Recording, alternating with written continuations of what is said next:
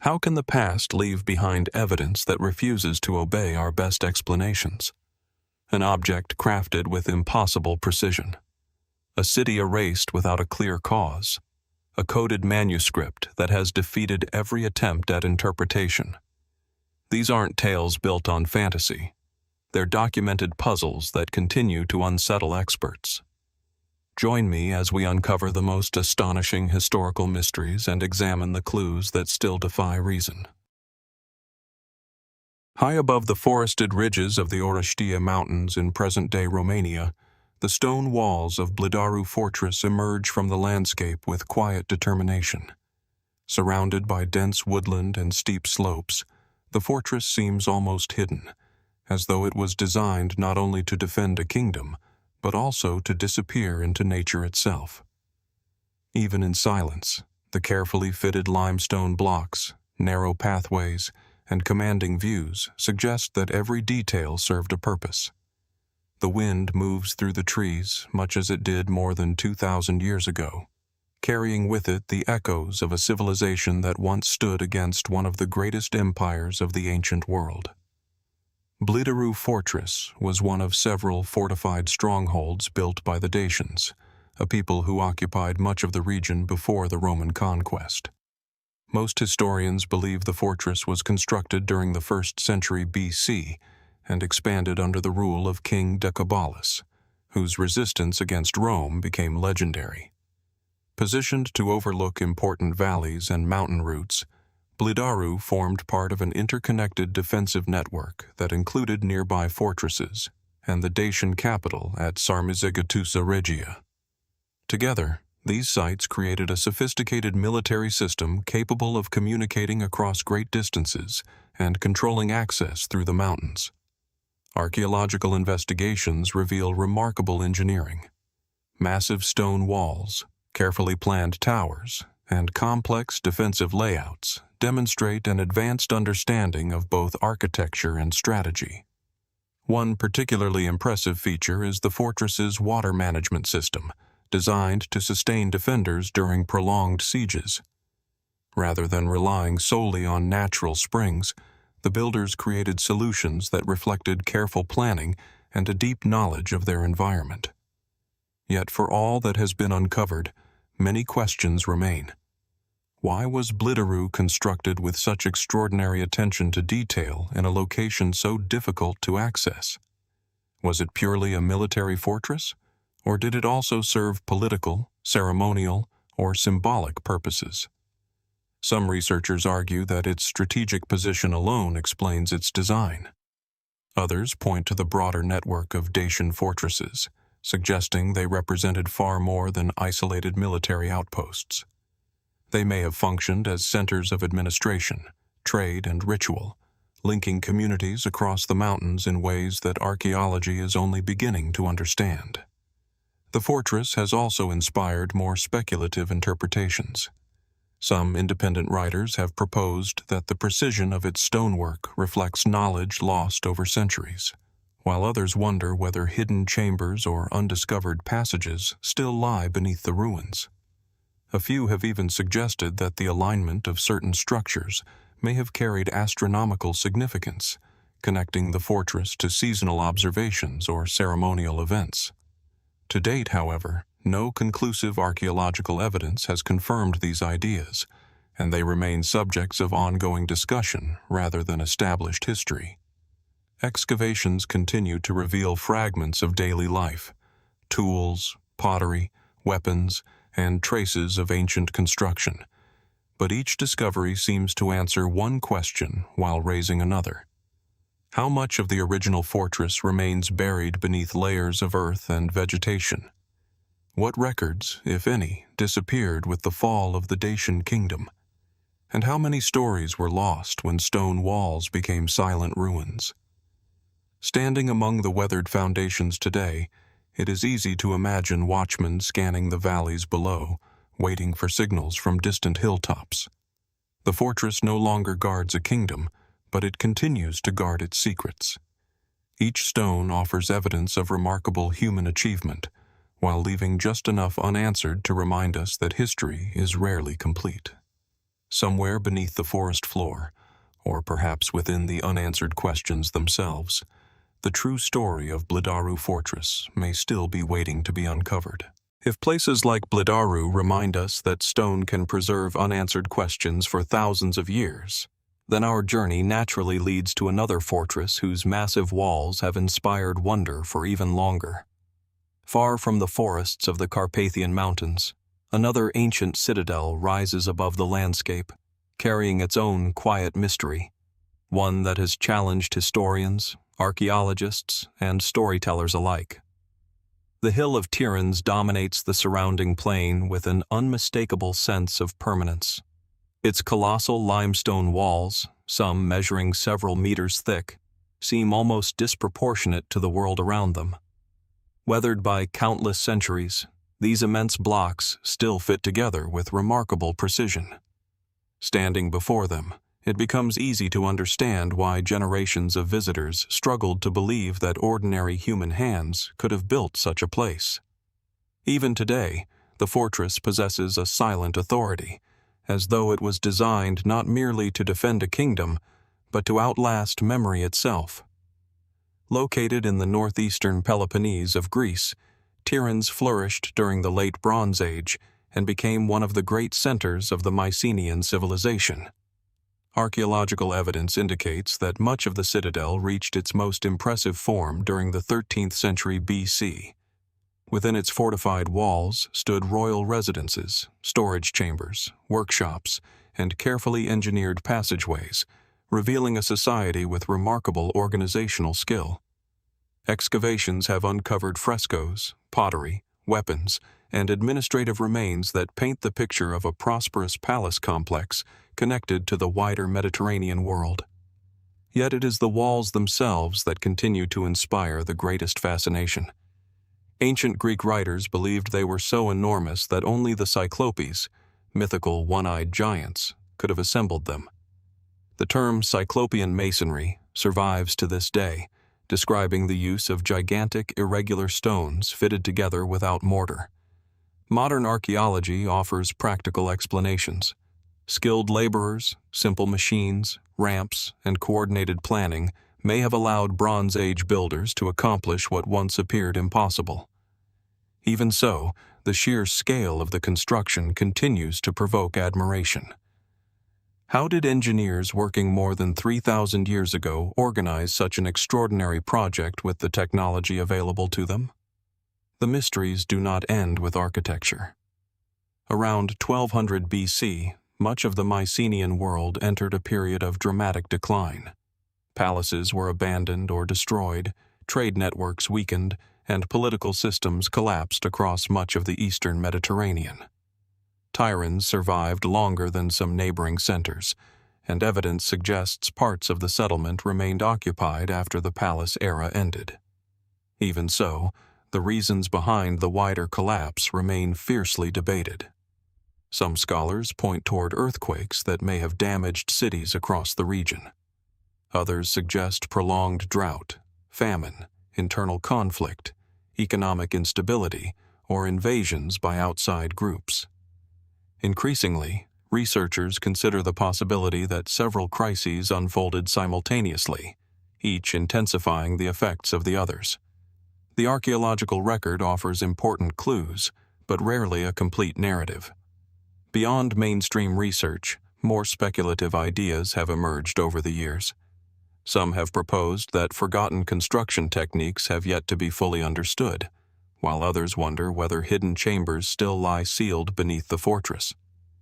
There are even suggestions that the unusual layout of certain galleries and tunnels reflects ceremonial purposes that remain difficult to reconstruct from surviving evidence. None of these theories has been confirmed, yet they continue to capture the imagination because so much about Tiryns remains incomplete. Walking through its vaulted corridors today, where sunlight slips between towering stones first placed over 3 millennia ago, there is a lingering sense that the fortress has witnessed events no surviving text can fully describe. Every excavated chamber answers one question while opening another. Perhaps the greatest mystery is not who built Tiryns, But how much of its story still lies beneath the earth, waiting patiently for someone to uncover the next forgotten piece? If Tiryns leaves us wondering how entire civilizations could rise to astonishing heights before fading into uncertainty, the next site offers an even more intimate kind of mystery. Instead of silent walls alone, it preserves the final moments of real people, frozen in time by a catastrophe so sudden that, thousands of years later, it still feels almost immediate. On a broad plain near the southern shores of Lake Urmia, in present-day northwestern Iran, the ancient mound of Hasanlu rises gently above the surrounding landscape. At first glance, it appears unremarkable, little more than a weathered hill shaped by centuries of wind and rain. But beneath its layers of earth lies the story of a thriving settlement that experienced one of the ancient world's most violent and mysterious endings. Every excavation trench reveals not only buildings and artifacts, but moments interrupted so abruptly that they seem to resist the passage of time. Hasanlu was occupied for thousands of years, with evidence of settlement stretching back to the 6th millennium BC. Over countless generations, homes were built, rebuilt, and replaced, creating the large archaeological mound visible today. By the early 1st millennium BC, Hasanlu had become a prosperous regional center, connected through trade and cultural exchange with neighboring kingdoms. Its people crafted fine pottery, worked bronze and iron, raised livestock, and lived within a carefully organized settlement surrounded by defensive walls. Yet it is one particular layer, known to archaeologists as Level 4, that has made Hasanlu famous. Around the late 9th century BC or early 8th century BC, the city met a catastrophic end. Archaeological evidence shows that a devastating attack swept through the settlement. Buildings caught fire, roofs collapsed, streets filled with debris. Unlike many ancient cities that were gradually abandoned, Hasanlu appears to have been overwhelmed with extraordinary speed. What makes the site so remarkable is what was left behind. Excavators uncovered the remains of hundreds of individuals exactly where they fell. Some appeared to be fleeing through narrow passageways. Others remained inside homes or public buildings, trapped beneath collapsing walls. Weapons, household objects, food containers, and personal belongings were still in place, creating an unusually detailed snapshot of a single day of destruction. Among the most haunting discoveries were skeletons found embracing one another beneath fallen rubble. Their final positions have inspired decades of discussion. Were they family members seeking comfort during the attack? Friends attempting to escape together? Complete strangers brought together by circumstance in their final moments? Archaeology can reveal their posture, their injuries, and the events surrounding their deaths, but not the thoughts they carried as the city burned around them. Another extraordinary discovery emerged from the ruins: the famous Golden Bowl of Hasanlu. Crafted with exceptional skill and decorated with intricate scenes whose meanings remain debated, the vessel was found in the hands of a man apparently attempting to carry it away during the destruction. Was he trying to rescue a sacred object? Was he protecting royal treasure? Or was he simply seizing an opportunity amid the chaos? The artifact survives, but its final journey remains unfinished. Historians continue to debate who attacked Hasanlu. Various regional powers occupied the area during this period, including the Kingdom of Urartu and neighboring peoples whose political relationships shifted frequently. Some scholars argue that the destruction resulted from military expansion by one of these kingdoms. Others suggest local conflicts or alliances that left little trace in surviving records. Ancient written sources offer only fragments, and none provides a definitive account of Hasanlu's final hours. The fire itself became an unlikely preserver. Intense heat hardened mud brick walls, sealed rooms beneath collapsed roofs, and protected countless artifacts from later disturbance. In a strange twist of history, the same catastrophe that destroyed the city also ensured that much of its story would survive for future generations to uncover.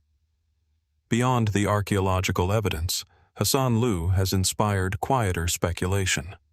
Some wonder whether unexplored portions of the mound still conceal archives capable of identifying its rulers or explaining the conflict that ended the settlement. Others point to symbols carved into artifacts, asking whether they represent myths, religious traditions, or political messages whose meanings have faded beyond recognition. There are even suggestions that entire neighborhoods remain buried beneath untouched sections of the site, preserving stories no excavation has yet reached. These possibilities remain unconfirmed, but they remind us how incomplete the archaeological picture can be. If Hasanlu captures a single devastating moment preserved beneath ash and fallen walls, our next destination presents a different kind of mystery, one shaped not only by the passage of time, but by water itself. Some ancient cities vanish beneath drifting sand or dense forests. Norşuntepe disappeared beneath the surface of a reservoir, leaving archaeologists with only a brief window to uncover its secrets before the rising waters concealed them once again. Before it was submerged, Norşuntepe stood on a broad mound overlooking the upper Euphrates Valley in what is now eastern Turkey.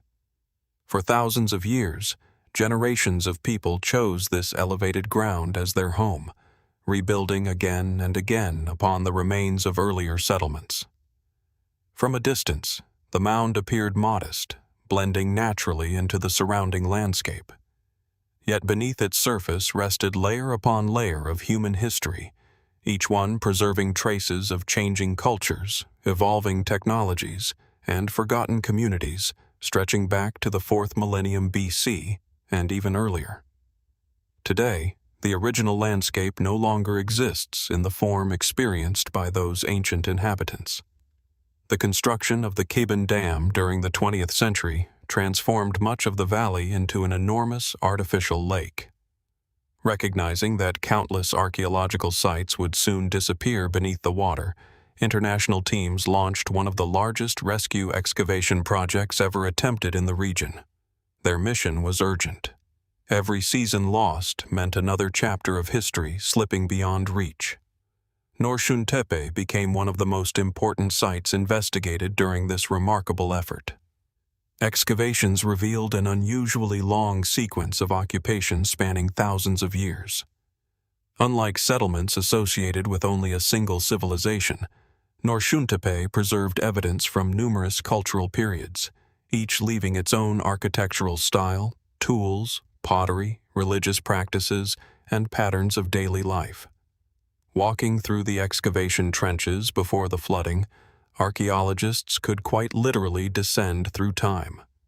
A wall belonging to one era rested directly above the remains of another settlement built centuries earlier. Beneath one floor lay an even older building, and beneath that, traces of yet another community. The mound resembled an immense historical archive, not written with ink, but with mud brick, stone, charcoal, and carefully buried artifacts. Among the site's most significant discoveries were substantial buildings dating to the early Bronze Age. Their carefully planned layouts suggest an organized settlement with specialized areas for domestic life, storage, craftsmanship, and administration.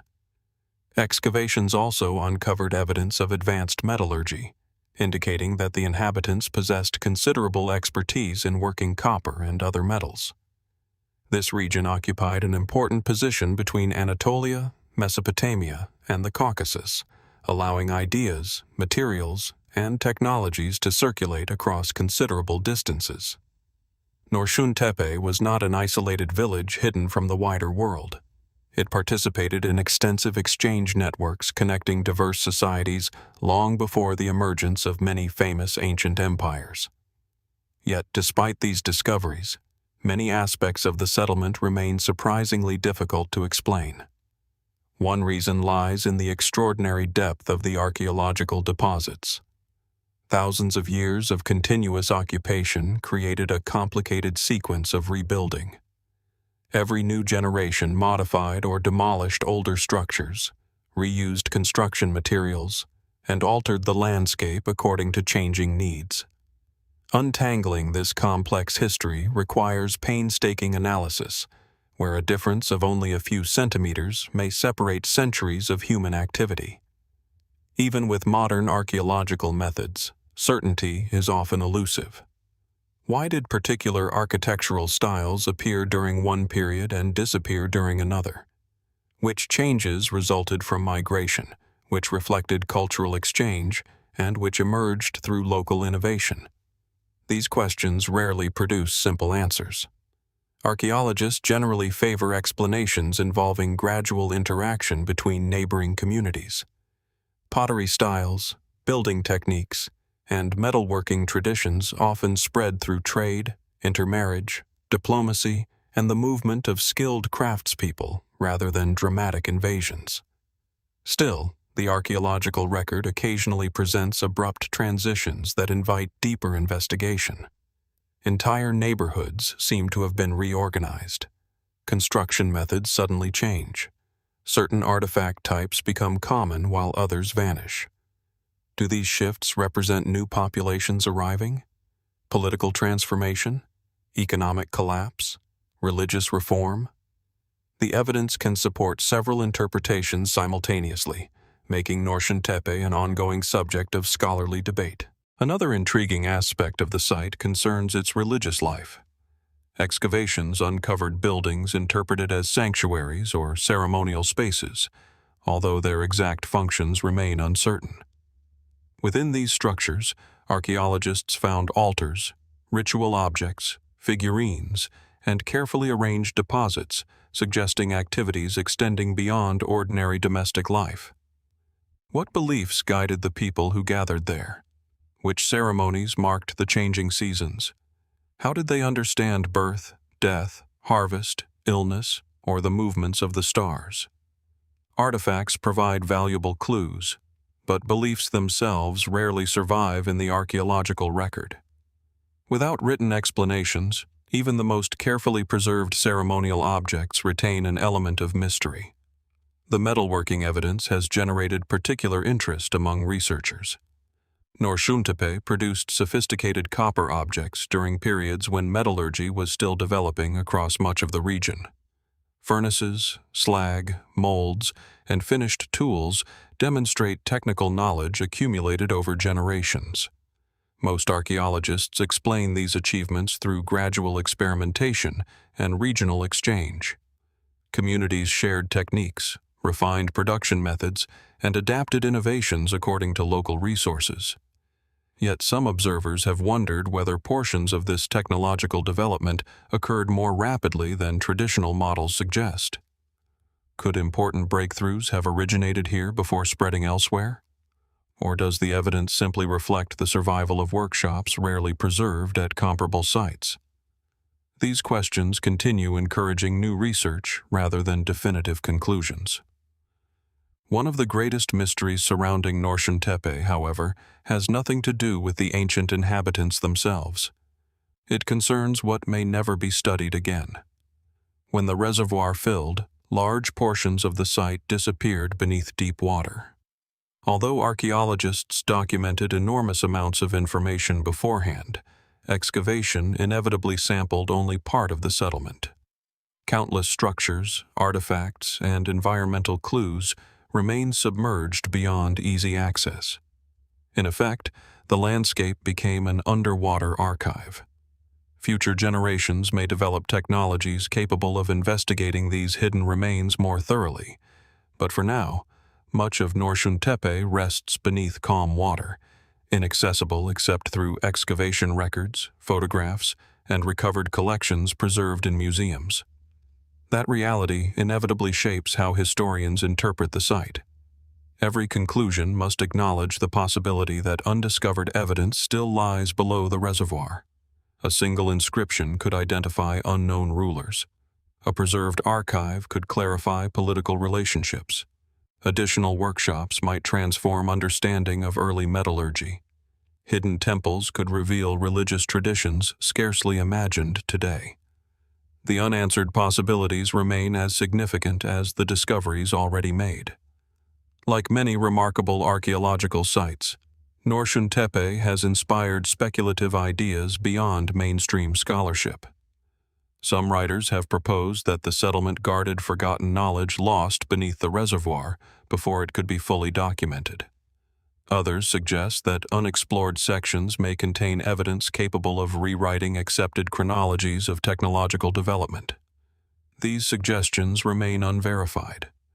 Professional archaeologists generally emphasize that the discoveries already recovered fit comfortably within broader patterns of ancient Near Eastern history, even while leaving important questions unresolved. Still, uncertainty has a way of encouraging imagination.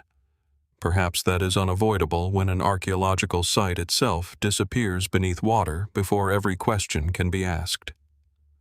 Standing on the shoreline today, there is little indication of the thriving communities that once occupied this valley. Beneath the reservoir's quiet surface lie streets where merchants once traded, workshops where metal glowed inside furnaces, homes where families gathered, and ceremonial spaces where beliefs were expressed in ways now only partially understood. The water conceals everything with remarkable calm. It neither reveals nor destroys the remaining evidence. It simply keeps it beyond immediate reach. For historians, Norşuntepe represents both an extraordinary success and an enduring frustration. Rescue excavations preserved an immense amount of knowledge that would otherwise have vanished forever. Yet they also remind us how much can remain inaccessible despite humanity's greatest efforts to preserve the past. If Norşuntepe reminds us that entire chapters of history can disappear beneath still water, our next destination reveals a different kind of concealment. Here, nothing was submerged. Instead, centuries of weather, vegetation, and shifting civilizations slowly obscured a sacred landscape carved directly into solid rock. Long before archaeologists began uncovering its terraces and chambers, the winds continued to move across the hills exactly as they always had, while the secrets of Perperikon waited in silence beneath the surface. High in Bulgaria's eastern Rhodope Mountains, Perperikon rises from the rugged landscape like a natural extension of the cliffs themselves. From a distance, the hill appears almost ordinary, its weathered stone blending with the surrounding ridges. But as the path climbs higher, the mountain gradually transforms into something unexpected. Stairways emerge from the rock. Walls seem to grow directly from the hillside. Doorways, reservoirs, altars, corridors, and carefully carved platforms begin to appear one after another, revealing that this was never simply a mountain. It was an entire city, sculpted from stone. The atmosphere changes almost immediately upon entering the site. Unlike cities built primarily from stacked masonry, Perperikon feels inseparable from the landscape. Builders did not merely construct upon the mountain, they reshaped it. Vast sections of bedrock were carved into ceremonial halls, defensive structures, streets, and open courtyards. Every cut reflects deliberate planning, yet the mountain itself remains the dominant presence, giving the impression that architecture and nature have merged into a single monument. Archaeological evidence suggests that human activity at Perperikon stretches back thousands of years. Some of the earliest traces date to the late Stone Age, while continuous occupation expanded through the Bronze Age, Iron Age, Roman period, medieval era, and beyond. Few places in southeastern Europe preserve such a long sequence of cultural development within a single location. This remarkable continuity naturally raises questions. Why did generation after generation return to the same rocky summit?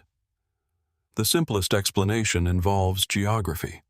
The hill commands extensive views across the surrounding valleys, making it both strategically valuable and easily defended. Natural springs provided water, while nearby routes connected settlements throughout the Rhodope Mountains and beyond. Yet geography alone may not explain everything. Long before the arrival of large fortifications, the hill appears to have possessed ceremonial importance. Archaeologists have uncovered evidence suggesting that religious activities occurred here centuries before major urban construction transformed the site. Carved altars, ritual spaces, and carefully shaped stone features hint that Perperikon may first have been known as a sacred place before becoming an important political center. Exactly which people established these earliest sanctuaries remains uncertain. Many scholars associate the site with the Thracians, a collection of ancient peoples who occupied much of southeastern Europe before Roman expansion. Although Greek and Roman writers occasionally described Thracian customs, relatively few written records survive from the Thracians themselves. As a result, much of what is known comes from archaeology, leaving historians to reconstruct religious practices from architecture, artifacts, and burial traditions. This absence of written testimony allows mystery to linger. Among the site's most intriguing features is a large rock-cut chamber often identified as a temple or sanctuary. At its center stands a circular stone altar, carved directly into the bedrock. The room possesses an unmistakable sense of ceremony. Light enters differently throughout the day, shifting across the stone surfaces as the sun moves overhead. Even without knowing its original purpose, visitors often describe the space as unusually solemn. Could this chamber have served as one of the ancient world's important religious centers? Some historians have proposed exactly that. One enduring theory connects Perperikon with the famous Oracle of Dionysus, described by several classical authors. Ancient writers mentioned a celebrated sanctuary where priests interpreted divine messages associated with fire and ritual ceremonies. Unlike the better-known Oracle of Delphi, whose location has long been identified, the precise location of the Thracian oracle remains uncertain. Because Perperikon contains an impressive ceremonial complex dating to the appropriate period, some archaeologists have suggested it could be the sanctuary described in those ancient accounts. The idea is certainly intriguing. Several classical sources refer to a powerful oracle visited by kings and military leaders seeking guidance before major decisions. According to later traditions, even Alexander the Great may have received a prophecy connected to this sanctuary before beginning his eastern campaigns, although the historical reliability of these accounts remains debated. Does Perperikon truly match those ancient descriptions? The evidence remains incomplete. Supporters point to the site's monumental religious architecture, its regional importance, and references preserved in classical literature. Skeptics argue that no inscription directly identifies Perperikon as the famous oracle, making any connection necessarily speculative. For now, the question remains open. Another fascinating aspect of Perperikon lies in its remarkable engineering. Throughout the hill, builders carved reservoirs, drainage channels, staircases, storage rooms, and defensive passages directly into the stone. Water management appears to have received particular attention. Rainwater was carefully collected and distributed through an interconnected system that allowed inhabitants to survive prolonged occupations despite the elevated location. Such practical achievements demonstrate sophisticated planning extending over many generations. Yet some carved features continue resisting straightforward interpretation. Scattered across the summit are channels, basins, niches, and platforms whose precise functions remain uncertain. Some almost certainly served practical purposes connected to industry or agriculture. Others appear more consistent with ritual activity. Could certain channels have carried offerings during religious ceremonies? Were particular stone basins used in purification rituals? Or do modern observers sometimes assign symbolic meaning to structures that once served entirely practical roles? Without written explanations left by the builders themselves, these possibilities remain difficult to separate. The city's later history adds further complexity. Following Roman incorporation into the empire, Perperikon continued to flourish. New buildings appeared alongside older sanctuaries, while defensive structures expanded to reflect changing military needs. Christianity gradually transformed parts of the settlement during the late Roman and Byzantine periods, introducing churches that stood beside monuments associated with much older beliefs. This blending of traditions illustrates one of history's recurring patterns. Sacred places are rarely abandoned completely. Instead, successive cultures often reinterpret them, preserving the significance of location while changing the meaning attached to it. Perperikon seems to embody exactly this process. Over centuries, pagan temples, Roman administration, Christian worship, and medieval fortifications all occupied the same rocky summit, each leaving visible traces without entirely erasing what came before. Excavations have uncovered thousands of artifacts supporting this long sequence of occupation. Coins from distant kingdoms reveal extensive trade. Ceramic vessels document changing artistic styles. Jewelry reflects both local craftsmanship and foreign influence. Weapons, agricultural tools, religious objects, and everyday household items collectively paint the picture of a community deeply connected to broader historical developments unfolding across southeastern Europe.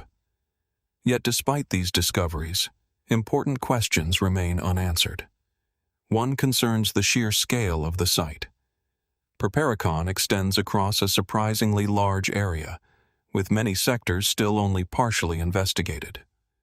Dense vegetation, collapsed architecture, and centuries of erosion continue complicating archaeological work. Every excavation season reveals additional structures while simultaneously demonstrating how much remains hidden.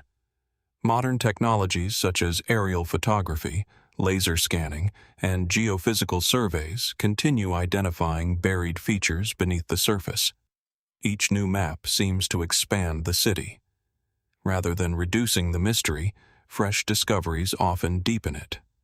Another enduring puzzle involves the site's earliest phases. Evidence indicates ritual activity extending far back into prehistory, yet reconstructing those earliest belief systems remains extraordinarily difficult. Stone altars survive, carved surfaces remain visible. But the ceremonies once performed there vanished long ago, leaving only subtle traces for archaeologists to interpret. What songs echoed across these terraces? What offerings were placed upon the altars?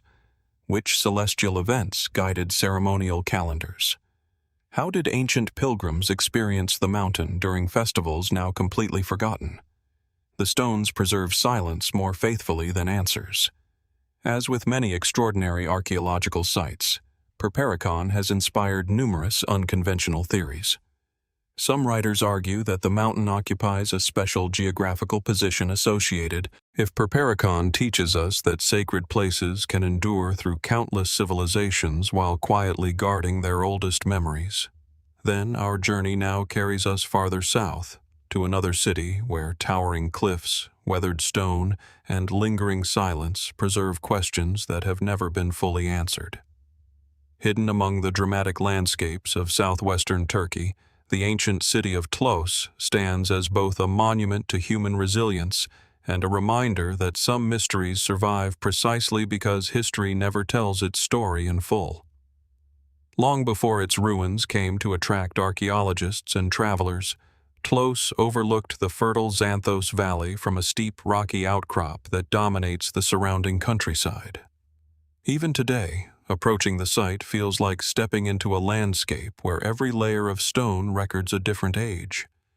Jagged cliffs rise above olive groves and winding rivers.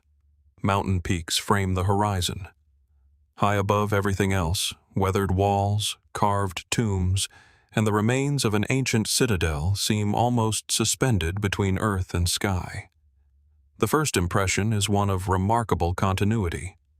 Unlike cities that belong clearly to a single civilization, Tlos reveals centuries of uninterrupted adaptation. Lycians, Persians, Greeks, Romans, Byzantines, Seljuk Turks, and later communities all occupied this commanding hill at different times, each adding new buildings while incorporating what had already existed. Rather than erasing the past, successive generations built directly upon it. allowing traces of many worlds to survive within one extraordinary landscape.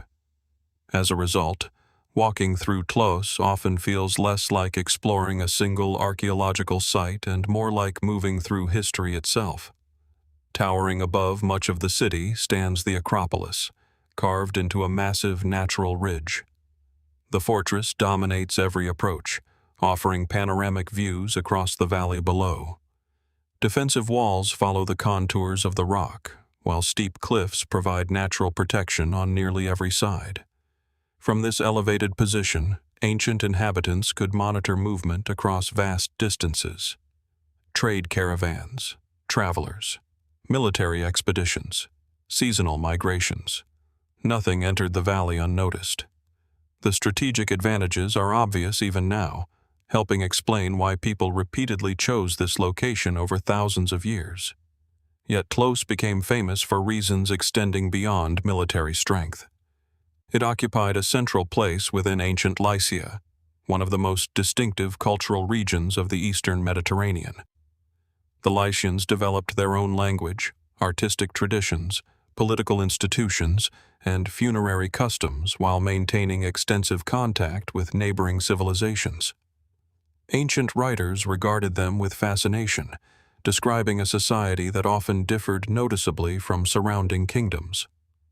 Although many details remain debated, the Lycian world continues to intrigue historians precisely because so much survives archaeologically while comparatively little survives in written form. This imbalance creates fertile ground for enduring questions. Among the city's most striking features are the monumental rock-cut tombs carved high into the cliffs surrounding the Acropolis. Their facades resemble elaborate wooden houses translated into solid limestone, complete with carefully sculpted beams, columns, and doorways. Some tombs occupy locations so elevated that reaching them even with modern equipment presents considerable difficulty. How were these monuments carved with such precision? Modern archaeology offers practical explanations. Builders likely erected wooden scaffolding anchored into the cliff face, allowing skilled stonemasons to work gradually from the top downward. Similar techniques have been documented elsewhere throughout the ancient world, demonstrating remarkable ingenuity without requiring lost technologies. Even so, standing beneath these soaring tombs naturally inspires admiration. Their placement appears deliberate. The dead were not hidden beneath the earth. Instead, they overlooked the living from the heights. Why? Many historians believe elevation carried symbolic significance, reflecting beliefs about status, ancestry, or the relationship between humanity and the divine.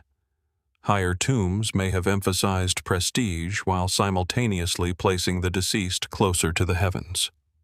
Yet the precise religious meanings attached to these choices remain uncertain. The Lycians left inscriptions, but only fragments survive, and many aspects of their spiritual beliefs must be reconstructed indirectly. One monument in particular has captured attention for centuries.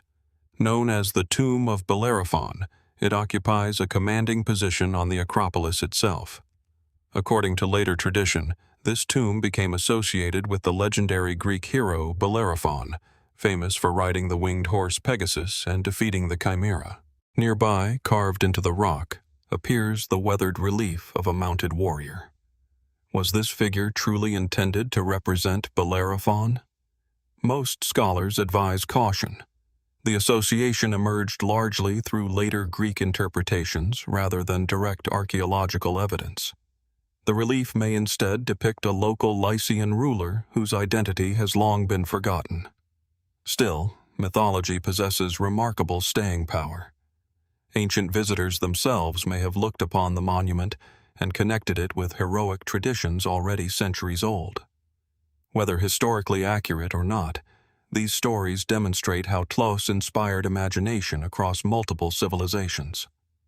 The city itself seems to encourage such interpretations. Everywhere one looks, architecture blends practical function with symbolic presence.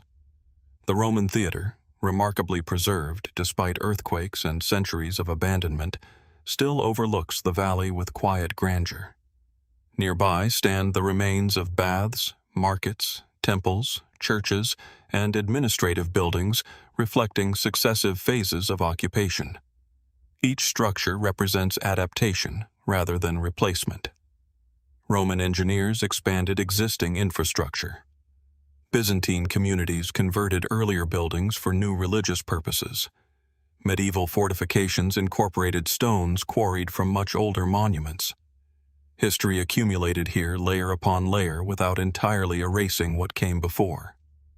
Excavations have revealed inscriptions in several languages, illustrating the city's changing political relationships over centuries. Coins recovered throughout the site document periods of prosperity, economic decline, and renewed development. Trade connected Tlos with distant regions across the Mediterranean. Merchants imported luxury goods. Local artisans produced ceramics, metalwork, and textiles. Agriculture flourished in the fertile valley below. Far from existing as an isolated mountain settlement, Tlos occupied an important position within networks extending across continents. Yet despite these discoveries, many aspects of daily life remain elusive. How did ordinary families experience the changing empires governing their city? Did local traditions survive beneath successive political administrations? Which customs quietly endured while rulers, languages, and religions transformed around them? Archaeological evidence provides hints, but rarely complete narratives. Perhaps the greatest mystery concerns the remarkable persistence of the settlement itself. Many ancient cities declined after conquest or environmental change. Tlos repeatedly adapted. Persian rule gave way to Hellenistic influence. Roman authority reshaped administration. Christianity transformed religious practice. Medieval kingdoms established new defenses. Through each transition, the city endured. Was this resilience simply the product of geography? Certainly, its elevated position, fertile surroundings, and strategic importance offered powerful advantages. Yet historians also point toward the flexibility of local communities, capable of integrating new cultural influences without abandoning their connection to place. The stones themselves seem to preserve that continuity. Another intriguing feature lies in the city's water management systems. Springs descending from nearby mountains supplied fresh water through carefully engineered channels and reservoirs. Roman builders expanded portions of these networks, but evidence suggests earlier systems already existed. Reliable water made permanent settlement possible despite the elevated terrain. Still, some underground channels continue attracting attention. Several remain only partially explored due to collapse or sediment accumulation. Were they built solely for practical purposes? Could some have doubled as protected escape routes during siege? Or perhaps certain passages served ceremonial functions now impossible to identify? The available evidence generally favors practical explanations, yet unanswered questions remain where excavation has proven difficult. The surrounding landscape adds another dimension to the mystery. Towering over the region is Mount Akdagh, whose snow-fed rivers nourished the valley for millennia. Dense forests once covered much of the surrounding hills, while seasonal weather dramatically altered the atmosphere of the city. Morning mist occasionally enveloped the cliffs. Thunderstorms echoed through the mountains. Sunlight illuminated the pale limestone before disappearing behind distant ridges. Ancient inhabitants undoubtedly interpreted these natural rhythms through cultural beliefs now only partially understood. Could certain festivals have aligned with seasonal events? Did prominent mountain peaks possess sacred significance? Were nearby caves incorporated into ritual traditions? Comparative studies suggest such possibilities, although direct evidence from Tlos remains limited. As with many ancient sites possessing long histories, Tlos has generated its share of unconventional theories. Some visitors have suggested that the city's unusual location reflects forgotten astronomical planning, arguing that certain structures align with celestial events. Others speculate about undiscovered chambers concealed within the Acropolis, perhaps containing archives or royal treasures untouched since antiquity. A few writers even point to the monumental tombs as evidence of engineering techniques supposedly beyond the capabilities of ancient builders. Professional archaeologists generally find little support for these conclusions. The architecture of Tlos fits comfortably within broader patterns of Lycian and Mediterranean construction, while practical explanations account for the city's design and development. Yet archaeology itself encourages humility. Every excavation uncovers surprises. Unexpected inscriptions emerge from collapsed walls. Previously unknown buildings appear beneath later foundations. New dating techniques revise accepted chronologies. Interpretations once considered certain occasionally require substantial revision. Tlos illustrates this process remarkably well. Although archaeologists have investigated the site for decades, significant portions remain unexplored. Vegetation continues covering areas beyond the principal monuments. Beneath later construction undoubtedly lie earlier occupational layers still awaiting careful study. Every stone removed from an excavation trench carries the possibility of altering established understanding. Perhaps a forgotten archive still lies buried beneath collapsed architecture. Perhaps additional inscriptions will clarify the identities of rulers currently known only through fragmentary references. Perhaps future technologies will reveal hidden structures impossible to detect today. The city has not finished telling its story. Among the quieter mysteries is something less tangible but equally compelling. Visitors frequently describe an unusual atmosphere while walking through Tlos during the early morning or late afternoon. As shadows lengthen across the ancient streets and wind moves between abandoned buildings, the ruins seem to acquire an almost contemplative stillness. Of course, such experiences are deeply personal. Ancient stone, dramatic scenery, and historical imagination naturally shape perception. Yet places preserving thousands of years of uninterrupted human presence often evoke reflections extending beyond archaeology alone. Standing atop the Acropolis, it becomes possible to see why generations refused to abandon this hill. The valley stretches endlessly below. Rivers trace silver paths across fertile fields.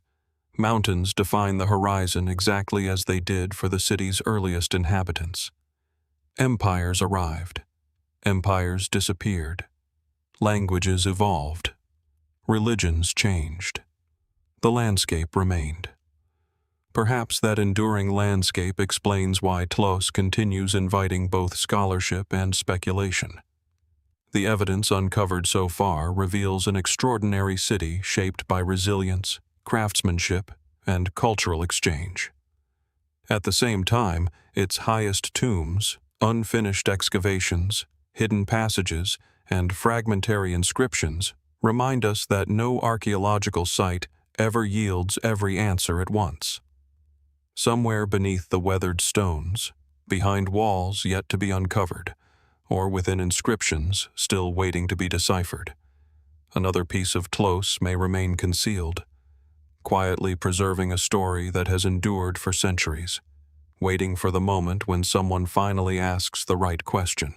If Tlos reminds us that some cities endure by adapting to the rise and fall of empires, our next destination tells a very different story. Here, survival was not achieved through compromise, but through defiance. The ruins of Numantia do not dominate the landscape with towering monuments or elaborate temples. Instead, they preserve the memory of a people whose final stand became so powerful that it blurred the line between documented history and enduring legend. Even today, the winds that sweep across the Spanish plateau seem to carry echoes of a city that refused to surrender. The ancient settlement of Numantia rests on a broad hill overlooking the upper Duero River in what is now northern Spain. The landscape appears deceptively peaceful. Rolling grasslands stretch toward distant mountains, interrupted only by gentle ridges and scattered woodlands. At first glance, it is difficult to imagine that this quiet plateau once witnessed one of the most determined resistance movements of the ancient world. Unlike dramatic mountaintop fortresses or cliffside sanctuaries, Numantia possessed a quieter strength. Its position offered clear views across the surrounding countryside, allowing its inhabitants to monitor approaching armies long before they reached the settlement. Rivers supplied fresh water, fertile land supported agriculture, and the elevated terrain provided natural defensive advantages. These practical qualities made the location attractive for generations, but they alone cannot explain why Numantia came to occupy such an extraordinary place in history. The city belonged to the Celtiberians, a collection of communities that developed through the interaction of Celtic and Iberian cultural traditions.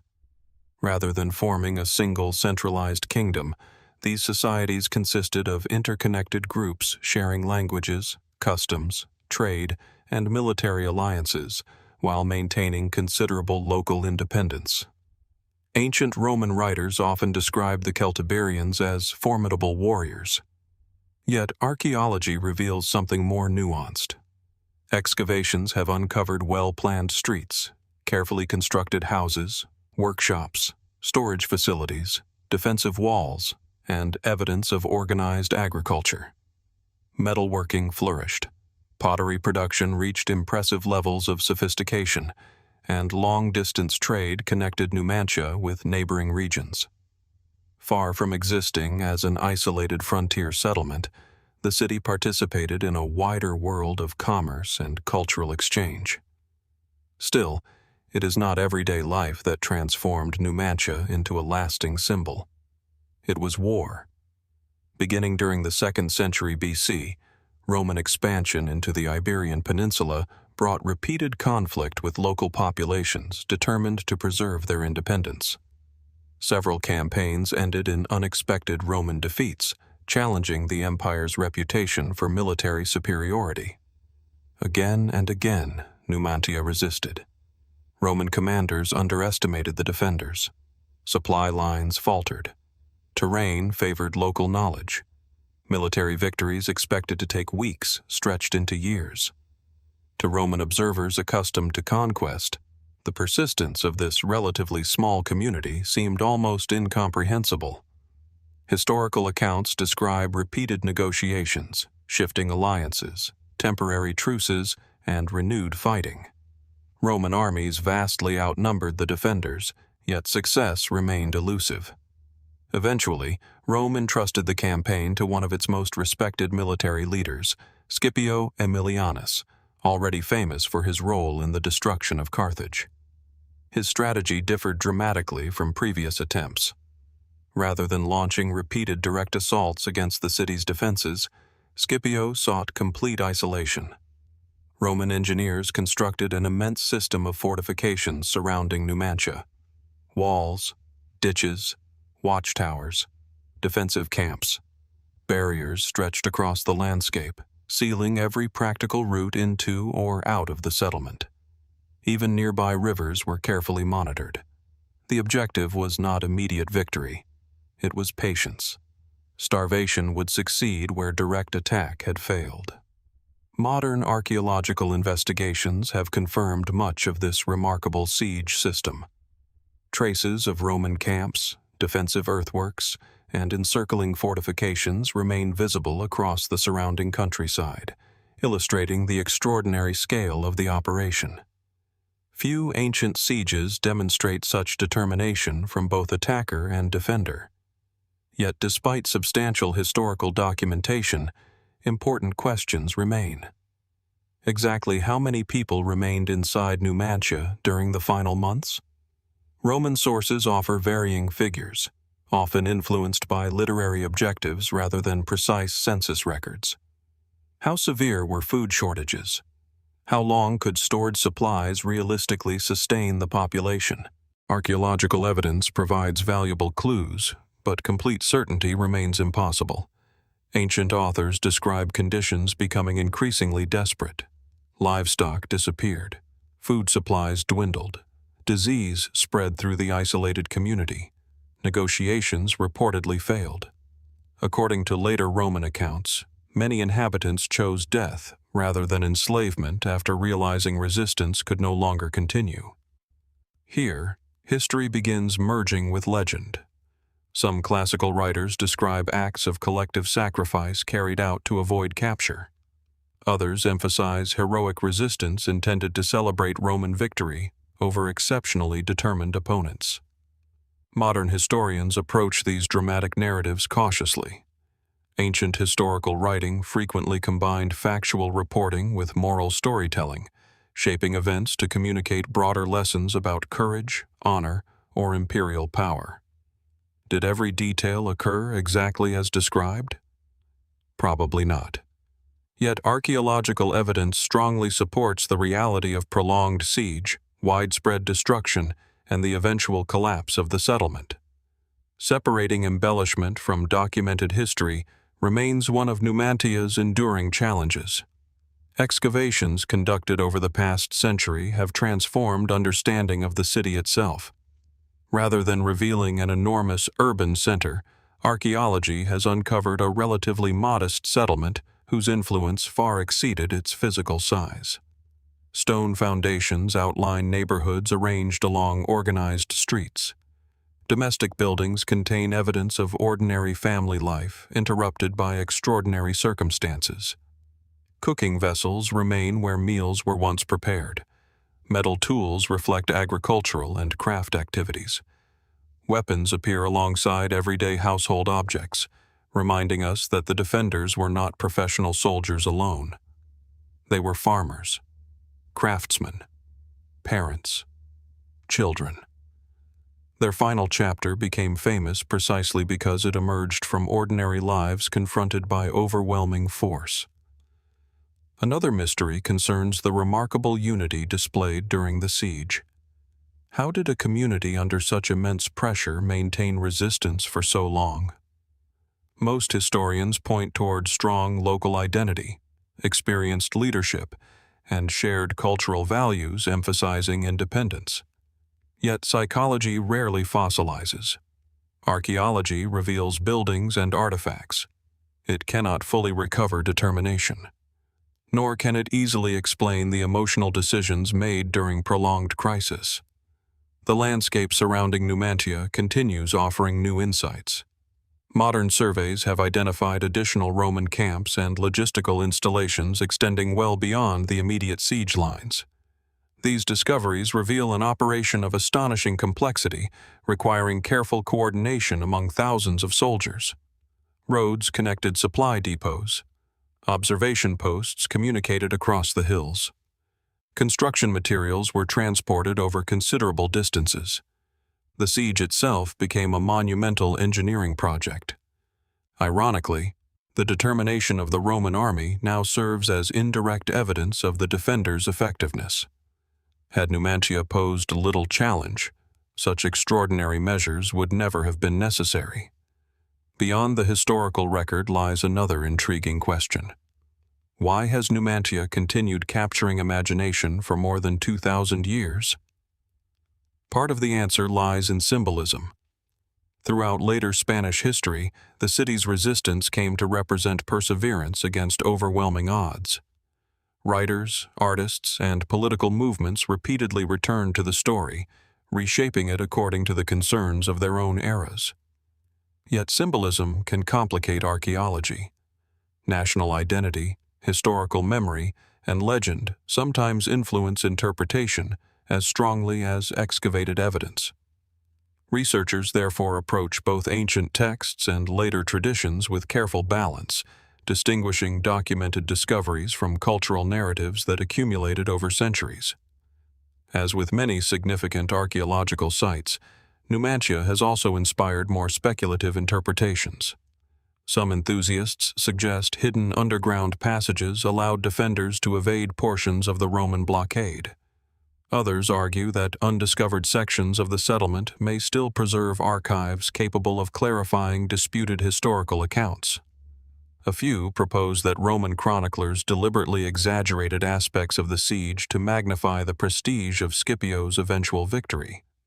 Unlike more extraordinary fringe theories associated with certain ancient monuments, these ideas remain grounded within genuine historical uncertainties. Could undiscovered tunnels exist? Possibly, although no convincing archaeological evidence has confirmed an extensive escape network. Were Roman historians influenced by political considerations? Almost certainly. Ancient writers frequently shaped narratives to honor successful commanders or communicate moral lessons. The challenge lies in determining where interpretation ends and reliable reporting begins. Excavation itself continues contributing new pieces to the puzzle. Improved dating techniques refine chronologies. Environmental analysis reconstructs ancient vegetation and agricultural conditions. Studies of animal remains illuminate changing diets during the siege. Microscopic examination of soil reveals traces of industrial activity invisible to earlier researchers. Each scientific advance sharpens the picture while simultaneously exposing fresh uncertainties. Even relatively ordinary discoveries become meaningful. A broken spindle hints at textile production. A charred grain store speaks of interrupted harvests. Fragments of imported pottery reveal trade extending beyond local boundaries. Small objects collectively reconstruct a society far richer and more complex than traditional military histories alone suggest. Another area of continuing interest involves the relationship between Numantia and neighboring Celtiberian communities. Did nearby settlements attempt coordinated resistance? How extensive were regional alliances? Which political structures existed before Roman conquest transformed the landscape? The archaeological record suggests networks of cooperation, but their precise organization remains debated. Without extensive surviving written documents produced by the Celtiberians themselves, historians must infer political relationships from material evidence and Roman descriptions written by outsiders. The silence of local voices remains one of archaeology's greatest frustrations. We know the city resisted. We know it eventually fell. But what did its own inhabitants believe they were defending? Family? Homeland? Tradition? Freedom? Religious obligation? Some combination of all these? Their words have largely disappeared, leaving only the consequences of their choices preserved within stone foundations and scattered artifacts. Perhaps this absence explains why Numantia continues inviting reflection. Unlike monuments celebrating victory, its ruins commemorate uncertainty. They remind us that history often survives through those who recorded events afterward, not necessarily through those who experienced them. Every excavation attempts to restore some measure of balance, allowing physical evidence to speak where written testimony remains incomplete. Standing among the low stone walls today, surrounded by open fields stretching beneath the wide Spanish sky, the site feels unexpectedly quiet. Birds cross the plateau. Wind moves through the grass. Nothing immediately suggests the immense suffering once endured here. And yet the landscape remembers. Not through dramatic ruins or towering monuments, but through subtle traces patiently uncovered by archaeology. The outlines of homes, the remnants of defensive walls, the camps surrounding the hill. Each fragment contributes another sentence to a story still being assembled. Perhaps that is Numantia's deepest mystery. It is not simply the question of how a small community resisted one of history's greatest military powers, or precisely what occurred during its final days. It is how courage, memory, and legend became so thoroughly intertwined that even after centuries of excavation, historians continue searching for the point where documented fact ends and enduring human experience begins. Somewhere beneath the remaining layers of earth, another discovery may yet reshape our understanding of the city. But until then, Numantia continues to stand not only as an archaeological site, but as a quiet reminder that some of history's most powerful mysteries are carried not by what has been found, but by what can never be fully recovered. If Numantia reminds us that some mysteries survive through stories of resistance and sacrifice, our next destination reveals another kind of enigma, one shaped not by a single dramatic siege, but by centuries of trade, migration, and gradual disappearance. Far from the familiar centers of Mesopotamia and Egypt, On the edge of one of the world's harshest landscapes lies an ancient settlement whose silence continues to challenge archaeologists. Here, the greatest questions are not about one final battle, but about a civilization that quietly flourished at the crossroads of distant worlds before fading into history. The ancient site of Bampur rises above the broad valley of southeastern Iran, surrounded by an environment that seems almost unforgiving. Dry mountains stretch toward the horizon, interrupted by dusty plains, seasonal rivers, and scattered patches of cultivated land made possible only through careful management of precious water. During the day, the sun casts sharp shadows across the earth, while evenings bring an almost complete silence, broken only by the wind moving through the valley. At first glance, Bampur appears to be little more than a weathered mound of earth. Unlike monumental stone cities that dominate their surroundings, much of Bampur was constructed from mud brick, a practical building material perfectly suited to its environment, but far less resistant to the passage of time. Centuries of erosion have softened its outlines until architecture and landscape blend together. Only careful excavation reveals that beneath the surface lies the record of a settlement that once played an important role in connecting civilizations separated by hundreds of kilometers. Its location was no accident. The Bampur Valley occupies a strategic position between the Iranian Plateau, the Indus Valley, the Persian Gulf, and regions farther west. Long before paved roads or organized empires, caravans carrying raw materials, finished goods, ideas, and technologies likely passed through this corridor. Rather than existing at the edge of civilization, Bampur may have occupied one of the ancient world's most important crossroads. This possibility has fascinated archaeologists for decades. Excavations suggest that the settlement reached its greatest prominence during the 3rd millennium BC, although earlier occupation also existed. During this period, remarkable civilizations flourished across much of Asia. Cities expanded, long-distance trade intensified, bronze metallurgy advanced rapidly, writing emerged in several regions. Complex political systems began reshaping human society.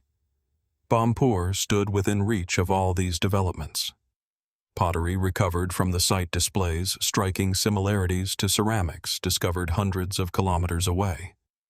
Certain vessel shapes resemble examples from southeastern Iran, while others reveal connections with communities linked to the Indus civilization.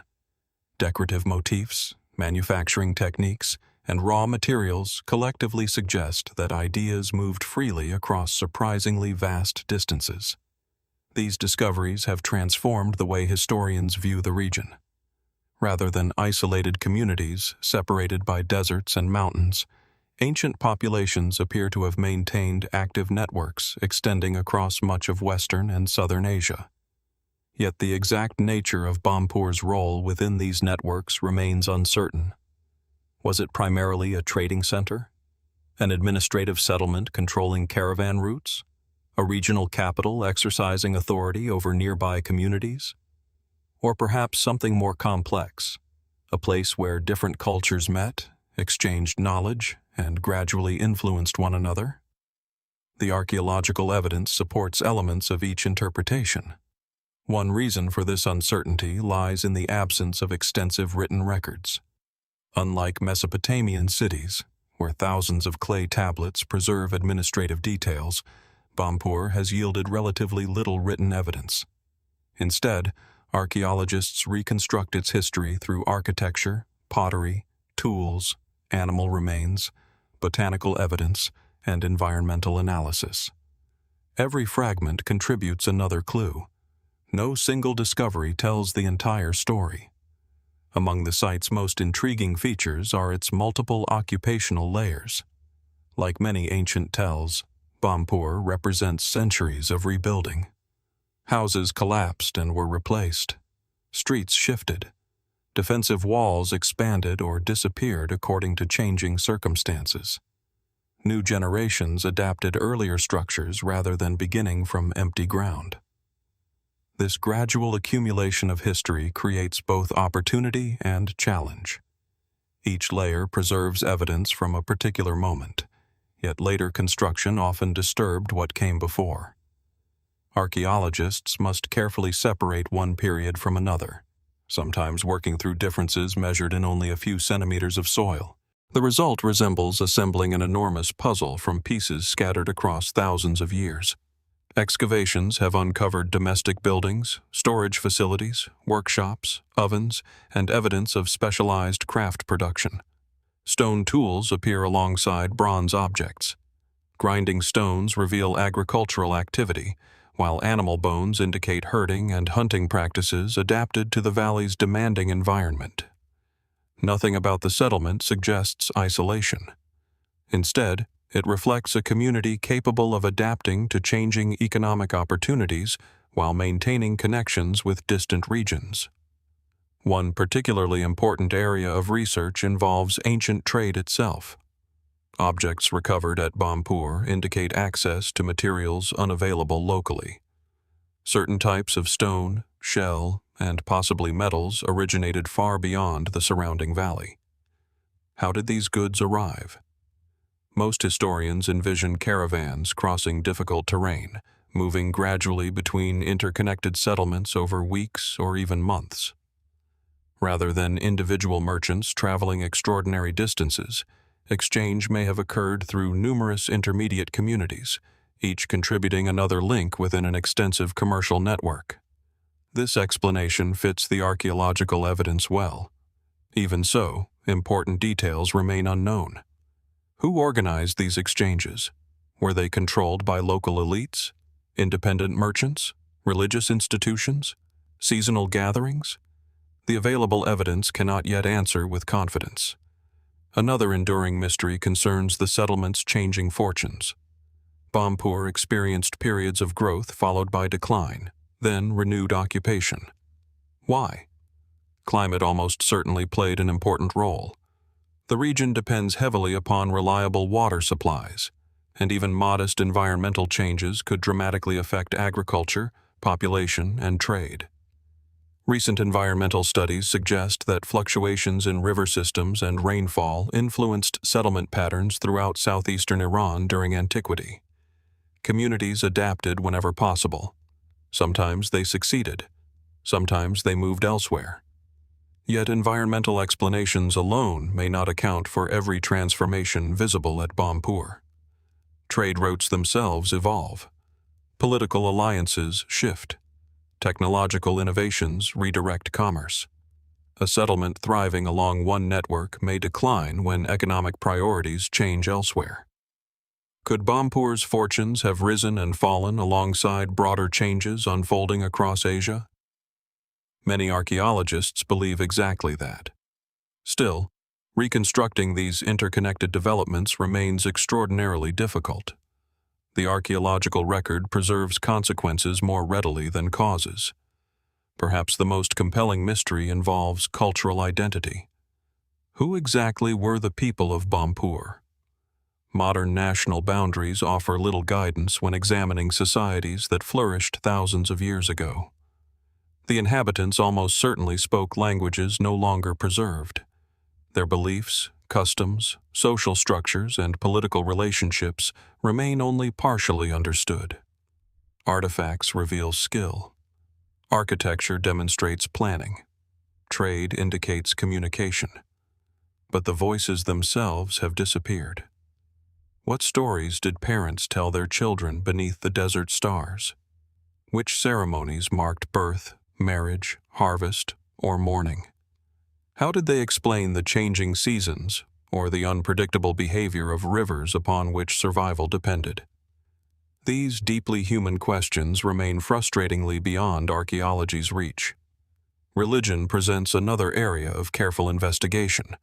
Certain architectural features and unusual artifact deposits have prompted discussions regarding ceremonial activity. Some spaces appear distinct from ordinary domestic structures. Could they have served ritual functions? Possibly. Yet identifying ancient temples without inscriptions requires caution. Buildings used for communal gatherings, administration, storage, or ritual sometimes share similar layouts.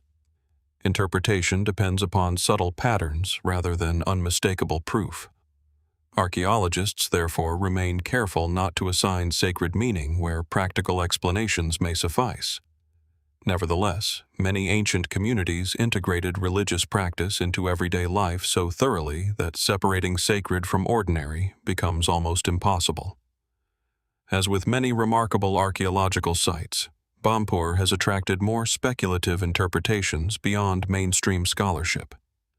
Some enthusiasts argue that the settlement formed part of a forgotten civilization, predating better-known cultures of the ancient Near East. Others suggest that undiscovered structures beneath the mound could contain evidence of technologies or political systems capable of reshaping accepted history. These proposals remain unverified. Current archaeological evidence places Bampur firmly within the broader cultural developments already recognized across southeastern Iran and neighboring regions. Its importance does not depend upon extraordinary claims. Rather, it lies in demonstrating how interconnected ancient societies truly were. Still, unanswered questions naturally encourage imagination. Another fascinating aspect of Bampur involves what has not yet been excavated. Only portions of the site have undergone systematic investigation. Large areas remain untouched beneath accumulated soil. Modern remote sensing technologies continue improving archaeologists' ability to identify buried structures without extensive excavation, but no technique replaces careful work conducted layer by layer. Every unexplored section preserves the possibility of unexpected discoveries.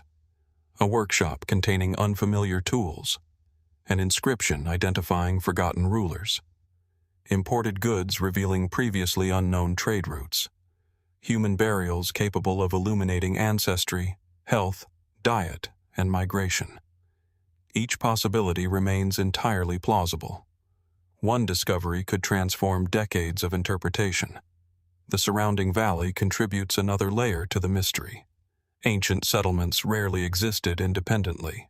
Smaller communities, seasonal camps, agricultural fields, irrigation systems, and cemeteries often formed part of a much larger landscape. Researchers continue surveying the region, gradually reconstructing how Bampur interacted with neighboring populations. Each newly identified site expands understanding while simultaneously revealing greater complexity. Rather than a single isolated settlement, Bampur appears increasingly as one component within an extensive regional system. The more archaeologists learn, the more interconnected the ancient world becomes. Perhaps that realization represents one of archaeology's most significant achievements. Civilizations once viewed as distant and unrelated increasingly appear linked through networks of exchange extending across deserts, mountains, rivers, and coastlines. Ideas traveled, materials traveled, people traveled, knowledge traveled. Bampur occupied one of the pathways along which these movements unfolded. Yet pathways change. Rivers alter course. Trade follows new opportunities. Communities adapt or disappear. Some historians wonder whether significant portions of Bampur's story remain hidden not because evidence has vanished, but because it lies buried beneath later deposits awaiting future investigation. Others suggest that neighboring sites, still only partially documented, may eventually reveal relationships impossible to recognize today. Archaeology is uniquely patient. Questions sometimes remain unanswered for generations before a single excavation provides unexpected clarity. Standing upon the ancient mound today, the valley stretches outward beneath a brilliant sky, much as it must have thousands of years ago. The mountains still define the horizon. Seasonal waterways continue shaping the land. The silence feels profound. Yet beneath that quiet surface rests the accumulated memory of countless lives. Merchants preparing caravans, potters shaping clay, farmers watching uncertain skies, children growing into adults whose names have long since disappeared. Nothing about the landscape immediately reveals their presence. Only careful excavation has exposed fragments of their existence. and perhaps that is Bampur's greatest mystery. It does not challenge us with impossible monuments or dramatic legends. Instead, it asks a quieter question. How many influential societies have faded so completely that only scattered pottery, worn foundations, and subtle traces beneath the soil remain to testify that they ever existed at all? Somewhere within the untouched layers of Bampur, another piece of that forgotten world almost certainly waits in darkness, preserving answers to questions historians have not yet learned how to ask. If Bampur reminds us that entire civilizations can quietly fade until only fragments remain beneath the earth, our journey now arrives at a place where the questions feel far closer to home. Deep within the high desert of the American Southwest lies a landscape unlike any other, a place where immense stone buildings rise from an otherwise empty canyon, where ancient roads seem to lead toward distant horizons, and where every wall appears to hint at a purpose still not fully understood. Among all the archaeological mysteries of North America, few have inspired as much fascination as Chaco Canyon. The first impression of Chaco Canyon is one of silence.